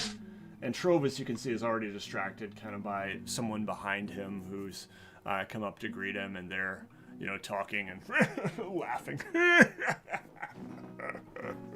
about something. All right. While this is happening, Gruckvar, Fizwick, Clay, anything else you would like to be doing? Fizwick was not being generous. He just wanted to get everybody shit-faced and see if he could maybe sneak around the room real quick and empty a few pockets. All right. If I don't say myself. Go ahead and make a perception check. See if you can figure out some of the more. 17. Okay. And yeah, you identify some pockets to pick. Go ahead and make a dexterity check. 17 again. All right. Yeah, I mean, you probably managed to pick a few pockets to get, we'll say, 4 gold worth of items or coin. Nice. Free beer, and I made all my money back. All right, very good. Anything else you guys would like to do here at the Northern Light? No. Fizwick wants one more crack at the piss bottle. Yeah, absolutely. The game is still going on. Anyone who wants to join in can step up. Right, Come on, guys. I'll join in. All right. Come on, Nicos. And this time, thanks to Patrick's suggestion, he said, roll a d6, and that's the one that is the piss. So I have rolled a d6. You don't know what it is. Tell me what you get. I rolled a 5. Okay. I rolled a 1. I'm not playing this time. Okay. I've backed into my typical corner now. I tried to have some fun, and Nicos has enough. Nicos is going to put his remaining 5 gold on. I'm going to say Fizwick's going to drink piss. Okay. Yeah, there's definitely some betting going on. That's good. All right. So you guys, first off, there's one particularly kind of scraggly blonde kid. Looks like he's probably about 17, and he goes up to one of the mugs and sniffs it first. Then someone smacks him over the back of the head and says, "No sniffing!" and Nicos, gives we him need that to make mug that a and hands sign. it to him, and basically just thrusts it into his chest and says, "Drink!" And the rest of you, and he picks one up too, and the rest of you will all kind of drink. And Gruckvar, you immediately taste something is off in your mug of ale. Oh, damn. Go ahead and make a Constitution saving throw, Gruckvar. See how that's going for you. I rolled an 8. All right. Yeah, there's definitely But I have advantage against poison. Is this poison? No, not poison, no. All Just right. No, just a piss. bit of puke in the mouth. You don't actually Okay. Ralph all over, but you have that Okay. little and then just gag, and then a little bit of that acidic feeling in the back of your mouth. Just gross. Can I do an athletics check to see if I can keep on dancing? Sure, absolutely. Dancing in his vomit. I rolled a 10. I don't know what that gets me. Yeah, you kind of have the wincing face. You kind of stumble over to the bar and put down some coin to buy the next round, and that will be what is it? It's going to be 12 copper. So yeah, basically Okay. subtract a silver and a half or something, or Okay. just a silver is fine. Yeah. All right. Fizwick is laughing his ass off. Yeah, everyone else is too, and you hear kind of a cry ring up from many in the bar that seems to be repeated several times. Piss for the Dragon Slayer! Piss for the Dragon Slayer! And the people are kind of clapping each other on the back. And anyway, all right, good stuff. So you guys see Corey come in after having dealt with a particularly difficult conversation outside. And she kind of goes up to the bar where Nicos and Ali are and says, "Oh, this is hard stuff these people are facing." And Ali kind of explains the deal, and Corey seems amenable to it and says, "Oh, thank you, Nicos. That's very, very wise of you. I think this will be a good idea all around. And yes, hopefully we'll increase business here as well. I think that's a very shrewd move."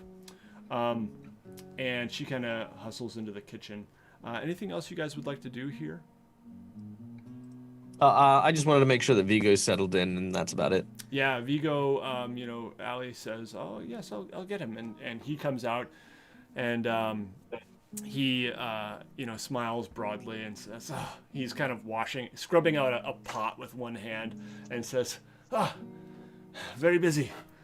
Wise move moving here to Caer-Konig, and I have you to thank for that."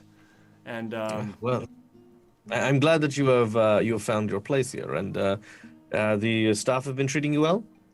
Yes, the staff have been treating me very well. Ali and Corey are excellent hostesses, and I couldn't be happier.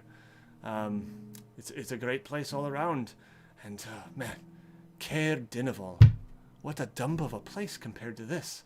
It's quite wonderful. You obviously haven't seen Dugan's Hole. Who's hole? Oh, let's see what okay. Yes. Anyway. Dugan's Hole is been destroyed, so I suppose I shouldn't joke. Neither should you. But he kind of gives you a wink. Fizwick. Oh no. It did get wiped out. They're all dead. Dugan's Hole has been They destroyed. died. He says, soon. "It's soon, but it's not too soon." The patrons of the tavern will remember this. Yeah, they're all pretty sloshed, so they're kind of like, a lot of sideways glances, but then people are just kind of like shrugging it off. So yeah, the party is definitely lively at the Northern Light, and Vigo brings you all out kind of a plate of some actually like carrots and other root vegetables that are, oh man, they smell really good. He hands kind of each of you a bowl, and there's this aroma, just so well seasoned, these root vegetables, and yeah, you guys eat. Do we see Jartha anywhere? Is that her name? Who was the person that we hired to go with us up that mountain? Yeah, you don't see Jartha here. Yeah. You Okay. could definitely go stop by and check on her, or ask around here. I want to ask around to Is see the if she's plan to overnight here before we set off, or are we planning on setting off still today yet? Yeah, it's totally up to you. To get to from Caer-Konig to, sorry, I'm looking at my travel chart here. Caer-Konig to Bryn Shander is 12.5 hours. And it would probably involve one stop on the way in terms of, it could just be a rest. But And what time is it right now? it is probably about 2 p.m. 2 p.m. So we'd be arrive even if we made good time, it would be like 2 a.m. by the time we arrive. Yeah. So we'd probably be better off leaving late at night and then arriving during the day. Or wait till towards the the end of the morning. day. Yeah, sorry, yep, like early morning. Set off at like maybe 4 or 5 a.m. All right. Yep, I'll also make arrangements to stable the owlbears here. And we have like permanent rooms here. Is that true? Do I remember that You don't have correctly? permanent Yeah. rooms here, but yeah, you do get a free, We have free rooms, yeah. Free Okay. rooms.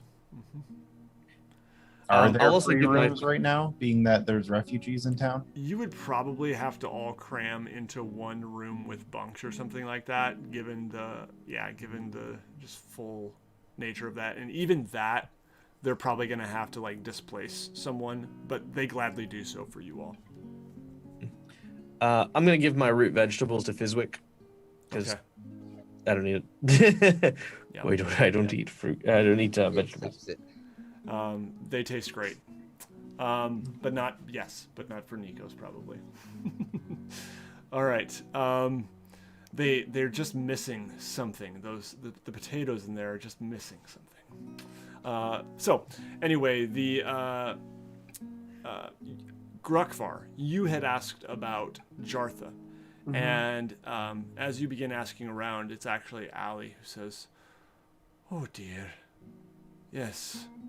Bad news that she passed just about 5 days ago now. It was. She never quite recovered. Grew very ill." Well, that's terrible to hear. I can't help but feel a bit guilty because, she offered her services to help us along. Does she have any family here? No, she doesn't, unfortunately. She actually had a lover, but he since left town, found it too painful. Do you know his name? Oh, his name, I believe it was Edmund. Edmund Javier? Yes, that's it. Edmund Javier. I believe he just goes by Javier to most people. If we ever run across him, I'll be sure to let him know the incredible help that his lover gave to us in our time of need. Indeed. Nicos yells out, "That's if he doesn't try to find us to kill us for murdering his beloved." Yes, he did seem quite upset, so perhaps it's best to not try to find him. That makes a lot of sense. All right. Anything else you guys would like to do before heading off to your room? I will have one final lime or reason and take it upstairs with me. Is the common room still bustling, or is it? Yeah, oh, definitely. It is still bustling. It's quite lively and probably will be for several hours yet. Fizwick's famished. He's getting like a big, huge, giant like hunk of meat. He's just plowing into that before bed. Yeah, you order some of their meat. It's quite expensive, but they provide it to you for free. Return the hero's welcome, and Vigo is kind of beaming at you as you gobble it up, and just kind of gives you a wink from time to time as you're plowing into this chunk of meat. Did Clay overhear the news about Jartha? Yeah, I would say if you think so. I think probably most of you were close, and the word kind of spread to all of you. Okay. Anything else you guys would like to do? Once the party dies down, I want to try and have a quiet, alone conversation with Vigo. Okay. Yeah, absolutely.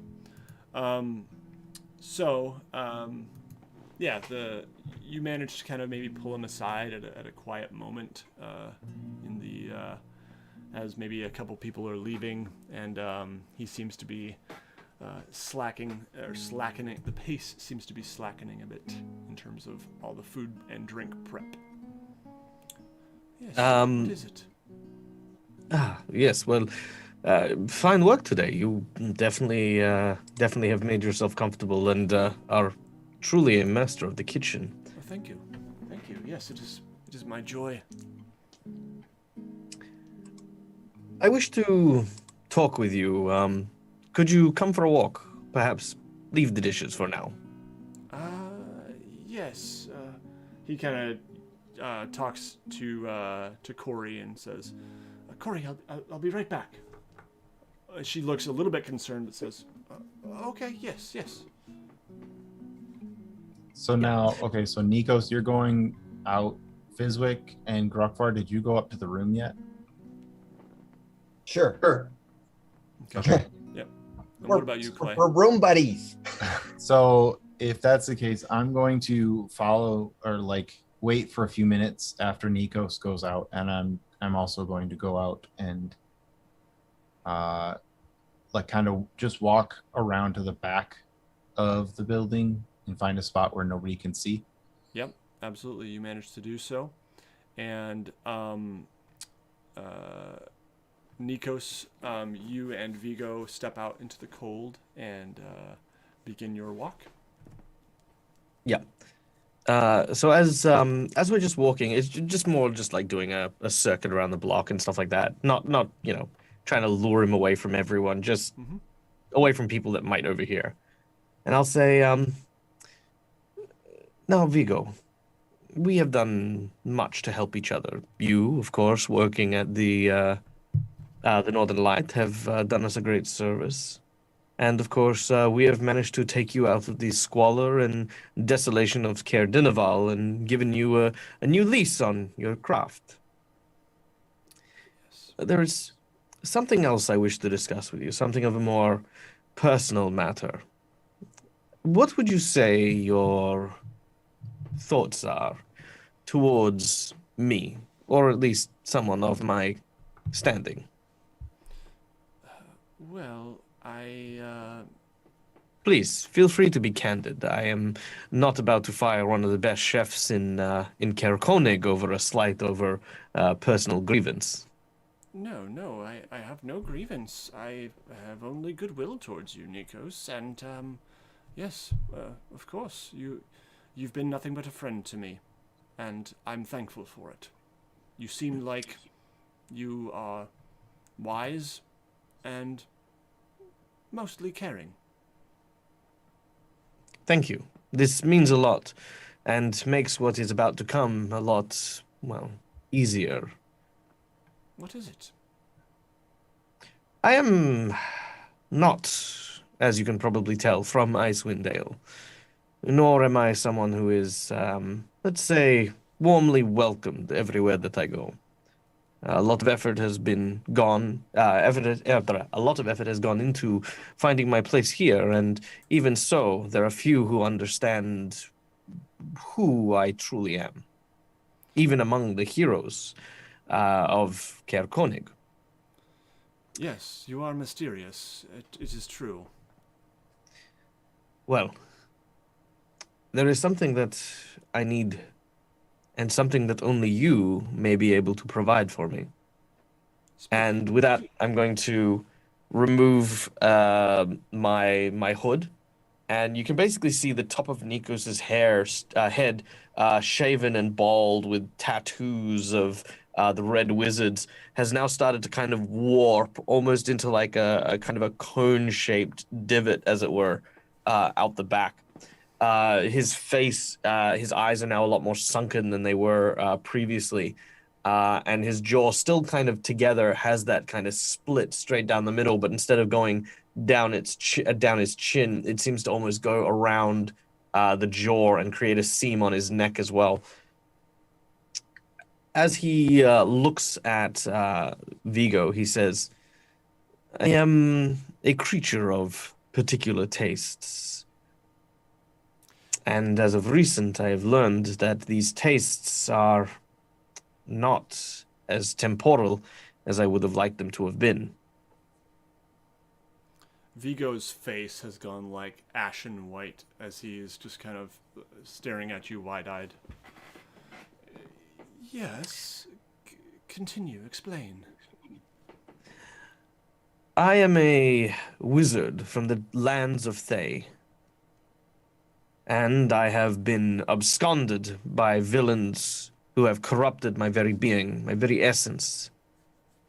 And there is now only one thing that will sustain me, While traditionally it would be honorable for me to end my own life, I have no desire to have my ambition stifled by the will of another. To survive, I need... And he doesn't want to finish that word.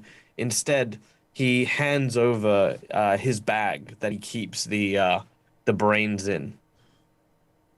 And he sort of hands it over. And he says, "Be warned. Looking here, there will be no turning back." And he'll hand the bag, or he'll, offer the bag for Vigo to look into. And Vigo steps up timidly and looks inside. And what does he see? Vigo sees the gnoll brains preserved in kind of like these jars with a thin layer of honey that he had kind of gotten from one of the previous towns. There are several of them. I want to say I had 3 jars, so I'm going to say that there are maybe 2 brains after I had the my breakfast that are just in there and just floating, as it were. Yeah. They are definitely larger than, the calf and sheep brains that Vigo may have seen before. And the first thing that crosses into the mind is, are these human brains? Yeah. He kind of, you see him step back and say, "Yes, I understand." He's almost afraid to meet your gaze now. Are they human? No. These belong to some gnolls that unfortunately decided that they were too hungry to want to live anymore. Yes. But this being said, my tastes require, of course, a certain level of sapience. Animals, creatures of the land, they will suffice, but will not do to sustain me. And it has been a hard road these past few weeks. I do not wish to eat like a commoner, supping on the raw minerals drawn from people I find wandering the streets. I need someone of your skill and caliber. I need someone capable of preparing something that will not only allow me to sustain myself, but to truly live. Do you understand, Vigo? Yes, I think I do. I can't say I'm thrilled with the idea, but I suppose I could try to help you. Well, helping me is not just helping myself, but helping the town as well. You see, I've learnt many things since this transformation, and scruples over what one eats has slowly begun to erode from my thoughts. Procuring food is very difficult in Icewind Dale, is it not, Vigo? Yes, it is. And as time goes on, with the winter being set by the Frost Maiden, it will, of course, continue to be more and more difficult. Of course, yes. And you would say that, well, while everything we have done to put things in place will, of course, prevent many deaths, there are some that will be unavoidable, as I'm sure you understand. Yes. You hear out in the distance, "Vigo! Vigo!" You're not in sight of the tavern anymore, but you hear Corey's voice booming across. He won't say anything, but will imply very deeply. It'd be such a shame if all of those lives simply went to waste. Wouldn't you agree, Vigo? Yes, I think I see what you're getting at. Go ahead and make a persuasion check, if you would. Okay.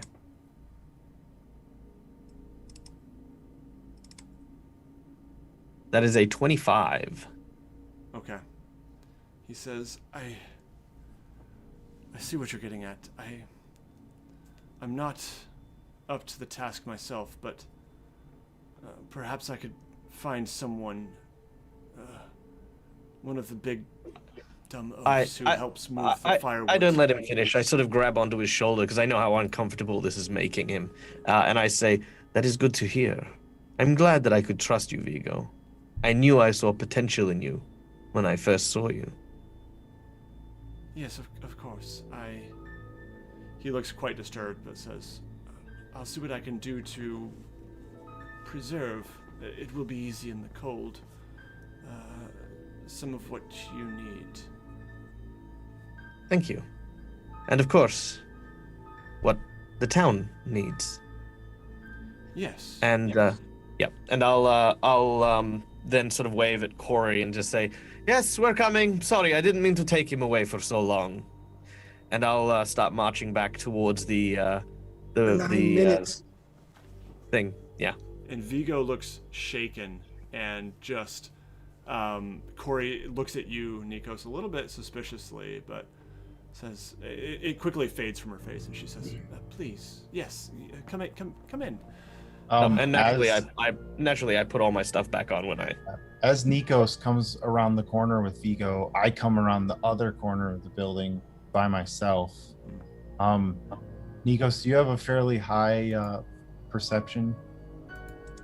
Passive perception? No. No? Okay. I'm quite the opposite. I have no perception. Okay. Well, never mind then. So I come around the corner and do that sort of thing where it's like, like, oh, sorry, I didn't see you there, and then, after you. No, after you. The awkward. No, I definitely go first. Well, how could I forget? the awkward, like, yeah. Oh, hi, what are you doing here? Oh, hi. Yeah. Hi. Yeah. Yeah. All right. Good. So Vigo gets back to work, and Corey, goes about kind of tending to the other patrons. Allie is busy as well, and you see Trovis in a corner, enjoying some conversation, and saying, "Well, I better get out on patrol." And he kind of steps out the door with a crooked gait, and kind of stumbles down the stairs a bit, leaning on the rail.